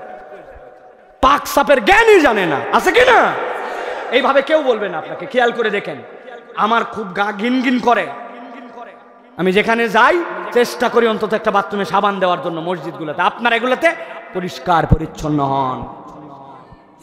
এই পরিষ্কার পরিচ্ছন্নতা খেলে উপরে উপরে নয়, আপনার বাসার আশপাশটা ময়লা কেন? আপনি আপনার বাসার আশপাশটা পরিষ্কার করেন। মসজিদ মানেই পোস্টার লাগানো সেন্টার, আব্দুল হাই সাইফুল্লাহর মাহফিল, আরে ভাই পোস্টার দিয়ে মসজিদ লাল করে ফেলছে, একবারে থাপড়া ঠিক করে ফেলবেন। মসজিদের এটা বান্দার টাকায় সেই মসজিদ রং করাইছে, তোমাকে কে অধিকার দিছে মসজিদের গায়ের মধ্যে পোস্টার লাগানোর জন্য? তুমি দড়ি দিয়ে ঝুলাই দাও, প্রয়োজনে মসজিদ থেকে একটা ব্যবস্থা করে দেন, ছোট্ট একটু একটা বোর্ড বানায় পোস্টার এখানে লাগাও, মসজিদের গায়ে পোস্টার, অজুখানায় পোস্টার, রাস্তায় পোস্টার। একজন যাচ্ছে আর হাতের মধ্যে একটা লাঠি আছে, উনি আরেকজনের বাউন্ডারি ওয়ালতে দাগ দিতে দিতে দিতে দিতে দিতে দিতে চলে গেল, আবার মন চলে দিতে দিতে দিতে চলে আসলো। উনার টাকায় উনি ওয়াল রং করছে, আপনি তার ওয়ালটা ময়লা করে দিলেন। ইসলাম প্রত্যেকটা জায়গায় আপনাকে পবিত্র হতে বলেছে, এর নাম পবিত্রতা। এই পবিত্রতা যার সাথে আছে আর যাতে শিরিক নাই, আল্লাহ বলছেন আমি আমার বান্দাকে পছন্দ করি। সুবহানাল্লাহ বলেন। পকেটে মেসওয়াক কই? বের করেন, আপনাদের মেসওয়াক গুলা দেখি। আপনার মেসওয়াক কই? আপনার আতর কই? হ্যাঁ, আপনার মেসওয়াক নাই কেন? আপনার মেসওয়াক আপনার পকেটে থাকা লাগবে তো, আপনার মেসওয়াক থাকতে হবে। আমারটা কই? আমি খুঁজতেছি হারালাম কিনা আমার মেসওয়াক। আপনার মেসওয়াক কই? মেসওয়াক বের করেন দেখি না, তাড়াতাড়ি বের করেন মেসওয়াক গুলা সব। আতর কই আপনার? মুসলমানের পকেটের মধ্যে আতর নাই মানে? মুসলমানের আতর কই? মুসলমানের মেসওয়াক কই? মুসলমান নবীজি বলছেন চুলটা এলোমেলো করে রাখো না। তোমার চুড়ি, তোমার চিরুনিটা কই? মনে করছে আমি মুসলমান হয়ে গেছি, আল্লাহ রাব্বুল আলামিনের প্রিয় পাত্র হয়ে গেছি, আমি যেমনি মন চাই এমনি চুল রাখবো, যেমনি মন চাই আমার জামা। মাদ্রাসার একটা ছাত্র, সে একটা আইডল, সে একটা আদর্শ, ওর পাঞ্জাবি ঘোষ খাইতে খাইতে স্প্রিং হতে হতে পিছন থেকে উঠে গেছে একবার। আপনার বাচ্চার জন্য এটা শিক্ষা দিতে হবে না, বাবা তোমাকে যে একবারে প্রত্যেকদিন নতুন জামা পরতে হবে, প্রত্যেকদিন যে তোমাকে একবারে আয়রন করে পরতে হবে তা নয়, কিন্তু তোমার একটা ন্যূনতম সৌন্দর্য থাকবে। সব ধোয়, টুপি ধোয় না। কি গন্ধ টুপিতে? ওই যে গত ঈদে ধুইছে, এরপরে তার ধোয়া নাই, টুপিতে রাখলো, পড়লো, টুপি ময়লা, কি দুর্গন্ধ তার গা দিয়ে বেরোচ্ছে। আপনি কখনো খেয়াল করেন না? আপনি শীতের দিনে মোজা পরেছেন, খুলে বেরিয়েছেন, আপনার মোজা দিয়ে গন্ধে অপর পুরা মসজিদের লোক কষ্ট পাচ্ছে। মুসলমানের ওটা সতর্ক দৃষ্টি থাকবে, গন্ধ হতেই পারে, কিন্তু মোজাটা খুলে বাইরে রাখলাম, পাটা সাবান দিয়ে ধুলাম। ভাই এর নাম হচ্ছে ইন্নাল্লাহ ইউহিব্বুত তাওয়াবিন ওয়া ইউহিব্বুল মুতাতাহহিরিন। আপনাকে পাক সাফ পবিত্রতার জ্ঞান থাকতে হবে। 3 নম্বরে আল্লাহ রাব্বুল আলামিন পছন্দ করেন যেই বান্দারা আল্লাহ রাব্বুল আলামিনকে ভয় করে। আল্লাহ বলছেন যেই বান্দারা তাকওয়ার পথ অবলম্বন করে রব্বুল আমিন তাদেরকে পছন্দ করেন। আল্লাহ বলছেন ইন্নাল্লাহা ইউহিব্বুল মুত্তাকিন। অপর আয়াতে আল্লাহ বলছেন ওয়া মান ইয়াত্তাকিল্লাহা ইয়াজআল লাহু মাখরাজা ওয়া ইয়ারযুকুহু মিন হাইসু লা ইয়াহতাসিব। কেউ যদি আল্লাহকে ভয় করে, আল্লাহকে ভয় করা মানে কি 30 সেকেন্ডে বুঝে নেন। আল্লাহ যা যা নিষেধ করেছেন সেখান থেকে নিজেকে সরায় রাখে, যে সেই আল্লাহকে ভয় করে। আমি 5টা কথা জিজ্ঞাসা করব, জানা থাকলে উত্তর দেন। বলেন তো আল্লাহকে মিথ্যা কথা বলার পারমিশন দিয়েছে? গীবত করার পারমিশন দিয়েছে? মানুষকে গালিগালাজ করার পারমিশন দিয়েছে? আল্লাহ রাব্বুল আমিন অপরের সম্পদ মেরে খাওয়ার পারমিশন দিয়েছে? অ্যাডাল্ট যদি হয়ে যান, বালেক বালেকাও হয়ে যান, 5 ওয়াক্ত নামাজ না পড়ে থাকার মতো কোনো পারমিশন আছে? তাহলে মিথ্যা কথা বাদ দিছেন, আপনি তাকওয়াদার। আপনি নামাজ পড়েন আল্লাহর হুকুমে, আপনি তাকওয়াদার। আপনি গীবত করেন না, আপনি তাকওয়াদার। আপনি মুখ দিয়ে গালি দেন না, আপনি তাকওয়াদার। ভালো করে মনে রাখবেন, আল্লাহ যা মানা করেছে সেখান থেকে আমি দূরে থাকি, মানে আমি তাকওয়ার পথে আছি। আল্লাহ বলছেন কেউ যদি একবার তাকওয়ার পথ অবলম্বন করে আমি তার বের হওয়ার রাস্তা করে দেই, আর আমি আমার পক্ষ থেকে তার জন্য অঢেল রিজিক দিয়ে দেই। সুবহানাল্লাহ, অঢেল রিজিক। মুফাসসিররা ব্যাখ্যা করেছেন, আপনি গুনতে পারলে এই আয়াতের মিসাল আপনি নন। আপনি আপনার এত রিজিক হিসাবই রাখতে পারেন না যে ভাই কোথায় কি আছে, আল্লাহ যে এতই দেওয়া দিয়েছে। আল্লাহ বলছেন তাকওয়া অবলম্বন করলে ওয়ায়ারযুকুহু মিন হাইসু লা ইয়াহতাসিব, বান্দাকে আমি বিনা হিসাবে অগণিত তার জন্য আমি রিজিকের ব্যবস্থা করব। সুবহানাল্লাহ বলেন। আল্লাহ এরকম রিজিক আমাকে দিতে চান, সুতরাং আমি আল্লাহ রাব্বুল আলামিনের তাকওয়ার পথে যাব। এটা 3 নম্বর গুণ। 4 নম্বরে ইহসান। বলেন কি? ইহসান সূরা আলে ইমরানের মধ্যে আসছে। আল্লাহ রাব্বুল আলামিন ইহসানের পরিচয় দিয়েছেন। আল্লাহ বলছেন আল্লাযীনা ইউনফিকুনা ফিস সাররাই ওয়াদ দাররাই ওয়াল কাযিমিনাল গায়যা ওয়াল আফিনা আনিন নাস ওয়াল্লাহু ইউহিব্বুল মুহসিনিন। আল্লাহ বলছেন যার মধ্যে 4টা গুণাগুণ থাকবে। কয়টা? জোরে বললেন না। যারা ঘুমান নাই তারা বলেন কয়টা? যারা ঘুমায় গেছেন তারা বলেন কয়টা? ভালো করে খেয়াল করেন। আল্লাযীনা ইউনফিকুনা ফিস সাররা, ওই মানুষ যারা গোপনে দান করে, ওয়াদ দাররা স্পষ্ট দান করে। আরেকটা আয়াতের মধ্যে আসছে সাররা ওয়াদ দাররা, মানে তার যখন অঢেল আছে তখনও দান করে, যখন তার হাতে নাই তখনও দান করে। আল্লাহ রব্বুল আমিন বলছেন এই দানকারীকে রব্বুল আমিন বিশালভাবে মহব্বত করেন। সুবহানাল্লাহ বলেন। কিতাবের মধ্যে আসতেছে হযরত সুলাইমান আলাইহিস সালাম যখন পুরা দুনিয়া শাসন করতেছেন, সুলাইমান আলাইহিস সালামের কাছে একটা কবুতর একদিন আসছে। আসার পরে বিচার দিছে সুলাইমান আলাইহিস সালামের কাছে, একজনের নামে আমার বিচার আছে। কি বিচার? বলে আমি যেই না ডিম দেই, ডিম দেওয়ার পরে তা দিয়ে বাচ্চা তুলি, বাচ্চা তোলার সাথে সাথে একটা লোক আছে ও সাথে সাথে ওই বাচ্চা করবে। বলছে না আর করবো না, চলে গেছে। এরপরে যাওয়ার পরে আবার কবুতর বাচ্চা দিছে, যেই না চিউ চিউ করে একটু বড় হয়েছে। উনার বউ একদিন বলতেছে আমাদের বাড়িতে কবুতর বাহিরের আইসে বাচ্চা দিছে, নামাও। বলছে না আমি তো পয়গম্বরের সাথে মানা করে আসছিলাম। বলছে না কিচ্ছু হবে না, যাও। নামাই নিয়ে আসছে বউয়ের কথায়, আবার খাইয়ে ফেলছে বাচ্চা। আবার কবুতর বিচার দিছে, এবার আপনার কথা পর্যন্ত শোনে না, আর কত সহ্য করব আমি, এবার আপনাকে কিছু করতে হবে। সুলাইমান আলাইহিস সালাম উদয়ের একটা জিন আর অস্ত যাওয়ার একটা জিন, একটা জিন পূর্ব দিকে থাকে আর একটা থাকে পশ্চিমে, দুই দিকের দুইটা জিনকে ডাক দিয়েছেন। দুইটা জিন সাথে সাথে ছুটে আসছে সুলাইমান আলাইহিস সালামের কাছে। আসার পরে বলছে নির্দেশ দেন কি করতে হবে। বলে তোমরা এবার এই কবুতরের বাড়ি পাহারা দিবে। এই ব্যাক করলো, একবার দুইবার নয় 4 বার। সে ওয়াদা করার পরে ওয়াদা রাখতে পারে নাই, কবুতরের বাচ্চা খাইয়ে ফেলায়। এরপরে যদি এই কাজ করে আর গাছে উঠতে যায়, দিবে মধ্যে দিয়ে টান টানে, যেটা উদয়ের ফেরেশতা উদয়ের জিন তুই ওটারে পূর্ব দিকে নিয়ে যাবি, আর পশ্চিমে যেটা তুই অর্ধেকটা পশ্চিমে নিয়ে যাবি। আমার কথার সাথে এলোমেলো। ঠিক আছে, দুই জিন বিশালভাবে পাহারা দিচ্ছে। আস্তে করে ডিম ফুটাইছে, ডিম ফুটানোর পর এবার বসেছে। কবুতর আবার দেখে এবার খেলা হবে। আমার ঘর পাহারা দিচ্ছে দুইটা জিন, সেই রকম দুইটা জিন, ওই দুইটা জিন পাহারা দিচ্ছে। হঠাৎ করে এরপর একদিন বাচ্চা ফুটে বের হয়েছে। বাচ্চা যেই না ফুটে বের হয়েছে, আস্তে চিউ চিউ করে। ওর বইয়ের আবার লোভ হয়েছে। লোভ হওয়ার পরে বলছে তাড়াতাড়ি করে দেখো এবার বাচ্চা মনে হয় একটা না বেশি ফুটছে, নিয়ে আসো তো তুমি নামায়। বলছে না, নাম মানা করছে। যেই না সে বইয়ের কথায় প্ররোচিত হয়েছে, এমন সময় দরজায় কে যেন সে ডাক দিছে টক টক করে। কে রে এই সময়? বলে বাবা রে, বড় ক্ষুধার্ত মানুষ আমি, আজকে আমার সারাদিন কোনো খাবার নাই, একটু খাবার দিবে নাকি?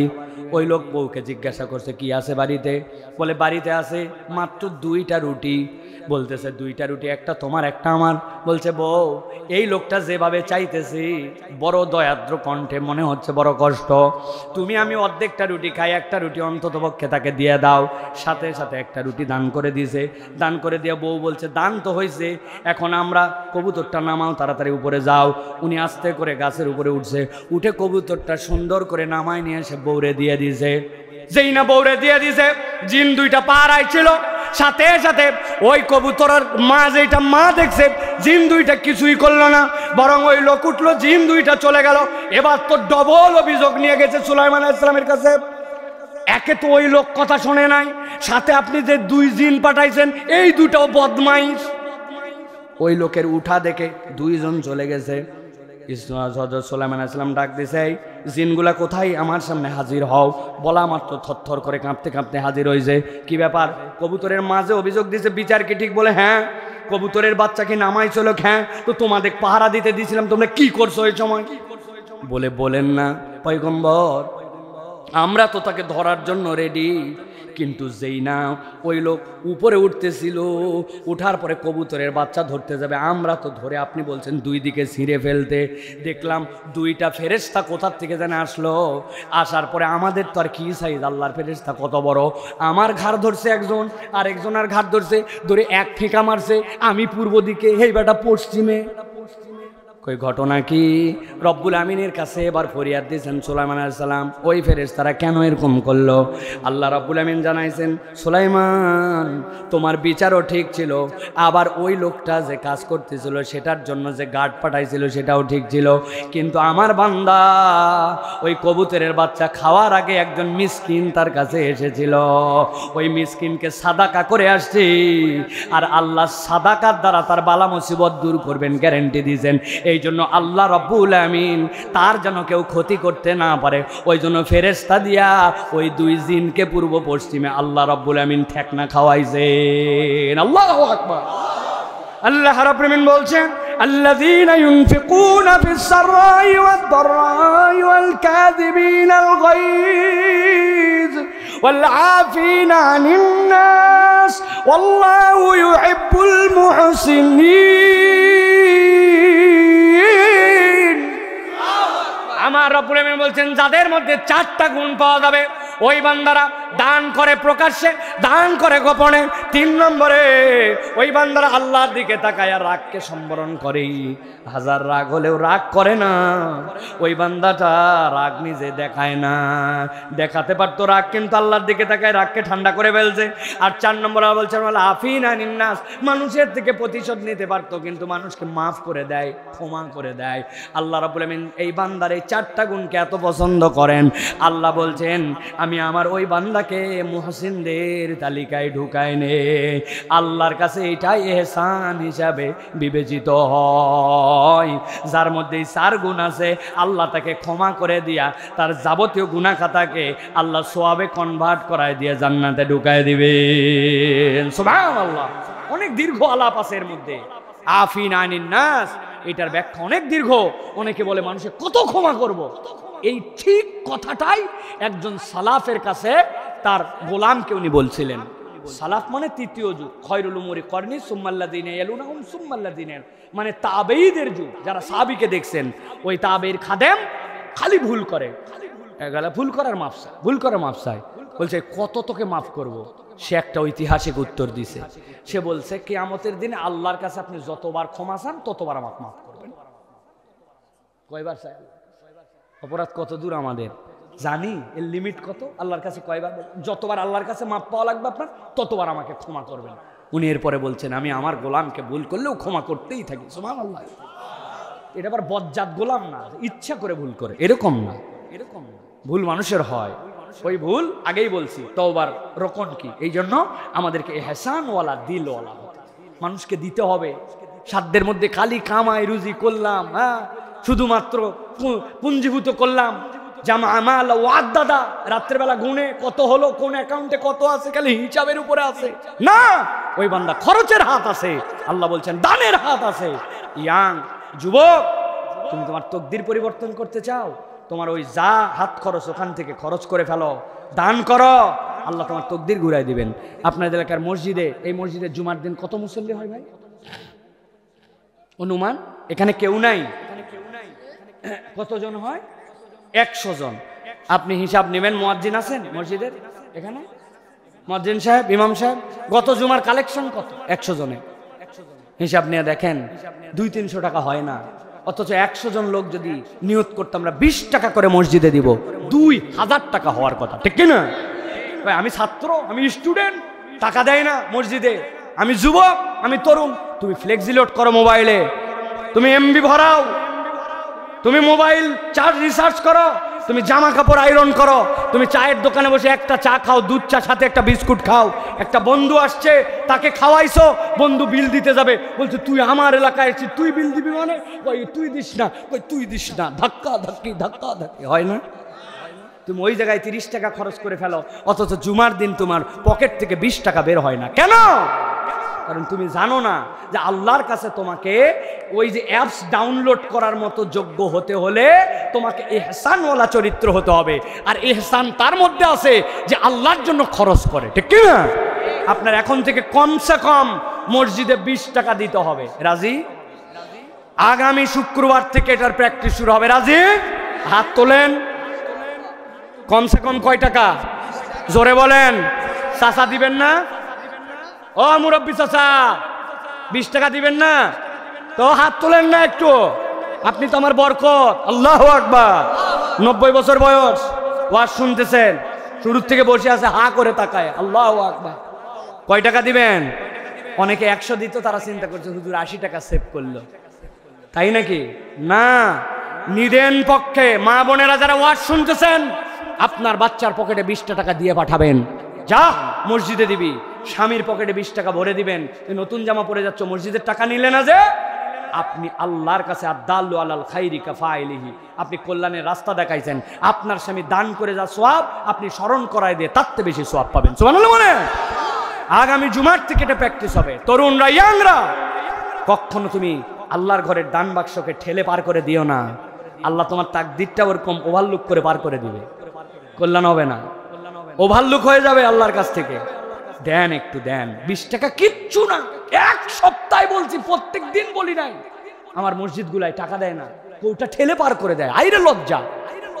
আমি তো একটা নতুন করে একটা প্ল্যান ঘোষণা করব, নিয়ত করতেছি, আর একটু আলেম ওলামার সাথে বিবেচনা করে, যে মসজিদে আর কৌটা দিয়ে আদায় হবে না। লোক আদায় করবে, টাকা না দিলে সামনে থেকে সরবে না। যদি টাকা না থাকে পকেটের তে বাইর করে হাতে দিবে, দিয়ে বলবে এই যে 20 টাকা দিলাম হাওলা দেনের মধ্যে। কি ঠিক কি না? টাকা ভুলে গেছেন, বলছেন কি হয়েছে? আমার কাছে আছে তো খুচরা। হ্যাঁ, লিখে না। আর ইমাম সাহেব, মুয়াজ্জিন সাহেবরা আল্লাহর রাস্তায় যখন ঘোষণা দিবেন, আগে আপনি দিয়ে শুরু করবেন। কেন? ইমাম সাহেব মুয়াজ্জিন ওইটা দান চিন্তা করছে, আমি মসজিদের ইমাম, আমি সভাপতি, হ্যাঁ গতবার 20,000 টাকা দিছি আমি, মসজিদের উন্নয়ন সময় 1.5 বস্তা সিমেন্ট আসেনি, বিরাট বা।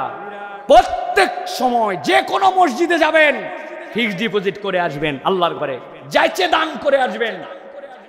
আপনি মান বানা লিল্লাহি মাসজিদান বানাল্লাহু লাহু বাইতান ফিল জান্নাহ, দুনিয়ার যেখানে নামাজ পড়ছেন, যত সুন্দর মসজিদ হোক, যদি দান করার সুযোগ থাকে, 10 টাকা দিছি, যা 20 টাকা দিয়ে আসছে, এটা আমার ফিক্সড ডিপোজিট।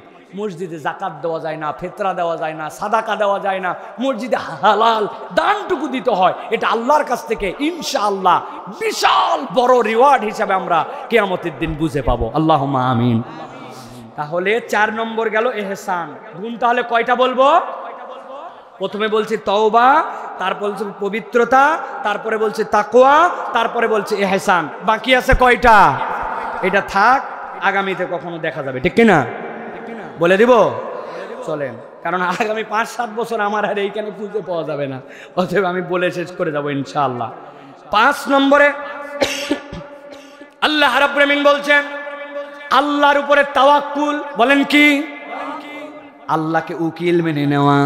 আল্লাহ রাব্বুল আমিন বলছেন ফাবিমা রাহমাতিম মিনাল্লাহি লিনতা লাহুম ওয়ালাউ কুনতা ফাযযান গালিযাল কলবি লানফাদ্দু মিন হাওলিক ফা'ফু আনহুম ওয়াস্তাগফির লাহুম ওয়াশাওিরহুম ফিল আমর ফাইযা আযামতা ফাতাওয়াক্কাল আলাল্লাহ ইন্নাল্লাহা ইউহিব্বুল মুতাওয়াক্কিলিন। আল্লাহ সূরা আলে ইমরান 159 নম্বর আয়াতের মধ্যে দীর্ঘ বর্ণনা দিয়েছেন, ও আমার হাবিব, আপনি যদি শক্ত চরিত্রের হতেন, আপনি যদি রূঢ় স্বভাবের হতেন, কেউ আপনার পাশে থাকতো না। আপনার স্বভাব চরিত্রটা মিষ্টি আর নরম, এই জন্য আপনার পাশে মানুষ এসে গেছে। কিন্তু আপনি যতই স্বভাব চরিত্র নরম হন আর যতই আদব বলা হন না কেন, অনেক মানুষ আছে যেই মানুষ তারপরেও আপনার কাছে আসবে না। আল্লাহ বলছেন এরপরেও যদি কেউ আপনার থেকে মুখ ফিরায় না, আপনার মনোকষ্ট নেওয়ার দরকার নাই। আপনি যদি কোনো মুশকিলে পড়ে যান, আপনি যদি কোথাও আটকায় যান, আপনি যদি দুশ্চিন্তার মধ্যে পড়ে যান, আল্লাহ বলছেন ফাতাওয়াক্কাল আলাল্লাহ, সরাসরি আল্লাহর উপরে ভরসা করেন।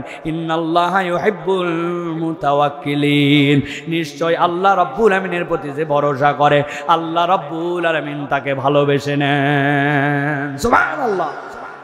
দীর্ঘ কথা 40 সেকেন্ডে সংক্ষেপ করে দেই। আল্লাহর তাওয়াক্কুল আমার হয়েছে কিনা, এটার মিটার কি? জ্বরের জন্য থার্মোমিটার, দুধের মধ্যে পানি আছে কিনা ল্যাক্টোমিটার, কাপড় মাপার জন্য টেপ মিটার, জমি মাপার জন্য আমিনের কাছে চেন মিটার, আর আপনার তাওয়াক্কুল হয়েছে কিনা তার একটা ছোট্ট মিটার আছে। বিপদে পড়ছি, অসুস্থ হয়েছি, টাকা লাগবে, টাকা লাগবে, উমুক টাকাওয়ালা বন্ধুর কথা। বিপদে পড়ছি, উমুক পুলিশ বন্ধু আছে তার কথা, উমুক লিডারের কথা, উমুক মামার কথা, চাকরি লাগবে উমুক নেতার কথা। এগুলো আপনার লাগবে দুনিয়ায়, কিন্তু আপনার বিপদে পড়া মাত্র, মুসিবত আসা মাত্র, প্রয়োজন হওয়া মাত্র সকলের আগে আল্লাহর কথা আপনার মনে হয় কিনা?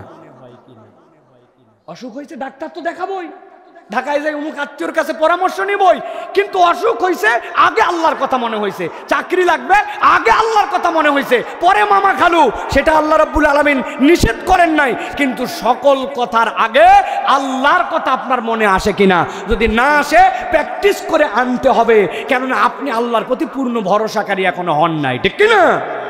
এই জন্য আল্লাহ বলছেন ইন্নাল্লাহা ইউহিব্বুল মুতাওয়াক্কিলিন, আল্লাহর উপর ভরসা করে যে আল্লাহ তাকে ভালোবাসেন, আর আল্লাহ যাকে ভালোবাসেন তাকে আল্লাহ বিপদে রাখবেন, আল্লাহ রাব্বুল আলামিন উদ্ধার করে দিবেন। তাহলে 4-5 নম্বর গেল তাওয়াক্কুল। 6 নম্বরে আল্লাহ রাব্বুল আমিন বলছেন ন্যায় বিচার। তোমার যতগুলা গুনাহগুণ এগুলা তোমার মধ্যে আছে মনে করতেছ, কিন্তু ন্যায় বিচার যদি না থাকে আল্লাহ রাব্বুল আমিনের কাছে ওই বান্দা কখনো প্রিয় হতে পারবে না। আল্লাহ রাব্বুল আমিন বলছেন ওয়া ইন হাকামতা ফাহকুম বাইনাহুম বিল কিসত ইন্নাল্লাহা ইউহিব্বুল মুকসিতিন। আল্লাহ বলছেন তোমার সামনে যদি কোনো বিচার ফায়সালা আসে, তোমার সামনে যদি হকের মানদণ্ডে কোনো জিনিস সামনে দাঁড়ায়, তাহলে আল্লাহ বলছেন তোমাকে সবসময় আল্লাহর আইনের পক্ষে থাকতে হবে। এখন আপনাকে স্লোগান দেওয়ার জন্য অমুক দল তমুক দল ডাকে, যেই দল স্লোগানের মধ্যে নারায় তাকবীর স্লোগান দিতে পারে না। আপনি বিরাট বড় ইমানদার দাবিদার, কিন্তু আপনি বস্তা পচা আল্লাহ রাব্বুল আলামিনের আইনের সাথে যার সম্পর্ক নাই, আলেম ওলামাকে পছন্দ করে না, ইসলামী খেলাফত চায় না, ওই রকম লোকের পিছনে আপনি দৌড়ান। তাহলে আপনি মুখের দাবিতে ন্যায় বিচারক বলতেছেন, কিন্তু এখনো আপনি বিবেকের দাবিতে ন্যায় বিচারক হতে পারেন না, ঠিক কিনা? কথা পরিষ্কার। অতএব প্রিয় ভাইরা, আপনাকে ইনসাফের পক্ষে থাকতে হবে, আদালতের পক্ষে থাকতে হবে, আল্লাহর আইনের পক্ষে থাকতে হবে, ঠিক কিনা? তার পিছিয়ে দৌড়ান, সারাদিন মিছিল দেন, অমুক ভাইয়ের চরিত্র ফুলের মতো পবিত্র, নামাজ পড়েনি বিগত 40 দিন ফজরেরটা জামাতে 1 ওয়াক্ত, তার পিছিয়ে ছুটছেন, আবার আপনি বলছেন আপনি ন্যায় বিচারের পক্ষে না। আল্লাহ বলছেন ইন্নাল্লাহা ইউহিব্বুল মুকসিতিন, আল্লাহ ন্যায় বিচারকে পছন্দ করেন। আল্লাহর বিচার ছাড়া আল্লাহর জমিনে কখনো ন্যায় বিচার হতে পারে না, এটার নামই ঈমান, ঠিক কিনা? ও আপনাকে বহুত পথ দেখাবে, বহুত মত দেখাবে, আপনাকে ঈমান বিশ্বাস করতে হবে যে আমি আল্লাহর আইন দিয়েই কেবল দুনিয়াতে শান্তি আসা সম্ভব, ঠিক কিনা? কবে আসবে সেটা পরের কথা, কিন্তু যদি বিশ্বাস না থাকে তাহলে আপনি গেছেন গা। তাহলে আপনাকে বলবে দিগদর্শনের জন্য আমাকে একটু কম্পাসটা সেট করে দাও। থেকে তাকে সৃষ্টি করলেন, সে আমাদের জন্য অনেক কষ্ট করে। আবার অনেক স্ত্রীও আছে একটুকু ধৈর্য নাই, 22 বছর সংসার করছে, একদিন বাজার করতে বলছে, ওই দিনই উনি বেচারি নারিকেল তেল আনতে ভুলে গেছে। স্বামীরে খোঁটা দিয়া বলে 22 বছর সংসার করে কি পাইলেন? আছে না ভাই? একবারে উড়ায় দিছে একবারে। আহা, খবরদার। এই জন্য মহিলাদের দুইটা অপরাধ, একটা হচ্ছে মহিলারা লানত বেশি দেয়। আল্লাহর নবী বলে গেছেন খবরদার, ও বাচ্চা কাচ্চাকেও ছাড়ে না, তাই না ভাই? নিজের বাচ্চাকে নিজে কেবলই একটু হাফ প্যান্ট ট্যাপ প্যান্ট পরায় টরা বাইরে দিছে, বেচারি পা পিছলায় ধপ করে পরে কাদা পাশার মধ্যে লাগাইছে। মা বলে মরে না কেন? কথা বলেন, সাংঘাতিক কথা। মায়ের মুখের এইগুলা কথা নবীজি বলছেন লানত দেয় মহিলারা, আর স্বামীর প্রতি অকৃতজ্ঞ হয়। এই দুইটা তাদের খারাপ দিক। আর পুরুষরা অধৈর্য আর গালাগালি করে। খবরদার, এই দুইয়ের সম্পর্কে আমাদের সংসারগুলো যেন সুন্দর হয়। আল্লাহ যেন আমাদেরকে এই গুণাগুণগুলো অর্জন করার তৌফিক দান করেন। এত লম্বা কথা বলবো আমার প্রস্তুতি ছিল না, আপনাদেরকে কষ্ট দিয়ে ফেলছি, কারণ এত দীর্ঘ হয়ে গেছে এটা আমি বুঝতে পারি নাই। আল্লাহ রাব্বুল আমিন আমাদের আজকের আশা বসাকে কবুল করেন। আল্লাহ রাব্বুল আমিন আমাদের সকলের আজকের আয়োজনকে যেন কবুল করে নেন, বলেন আল্লাহুম্মা আমিন। সভাপতি কথা বলবেন, এরপর হুজুররা দোয়া করবেন। আমি আমার কাজ সেরে চলে যাচ্ছি, আপনারা না দোয়া হবে, আপনারা দোয়া করে দেন, আমি মাসুম দোয়া করে দিব আপনাদের জন্য। সকলে আমরা দোয়া করি একটু, এরপরে সভাপতি সাহেব আমাদের কথা বলবেন ইনশাআল্লাহ। আপনারা আমার সাথে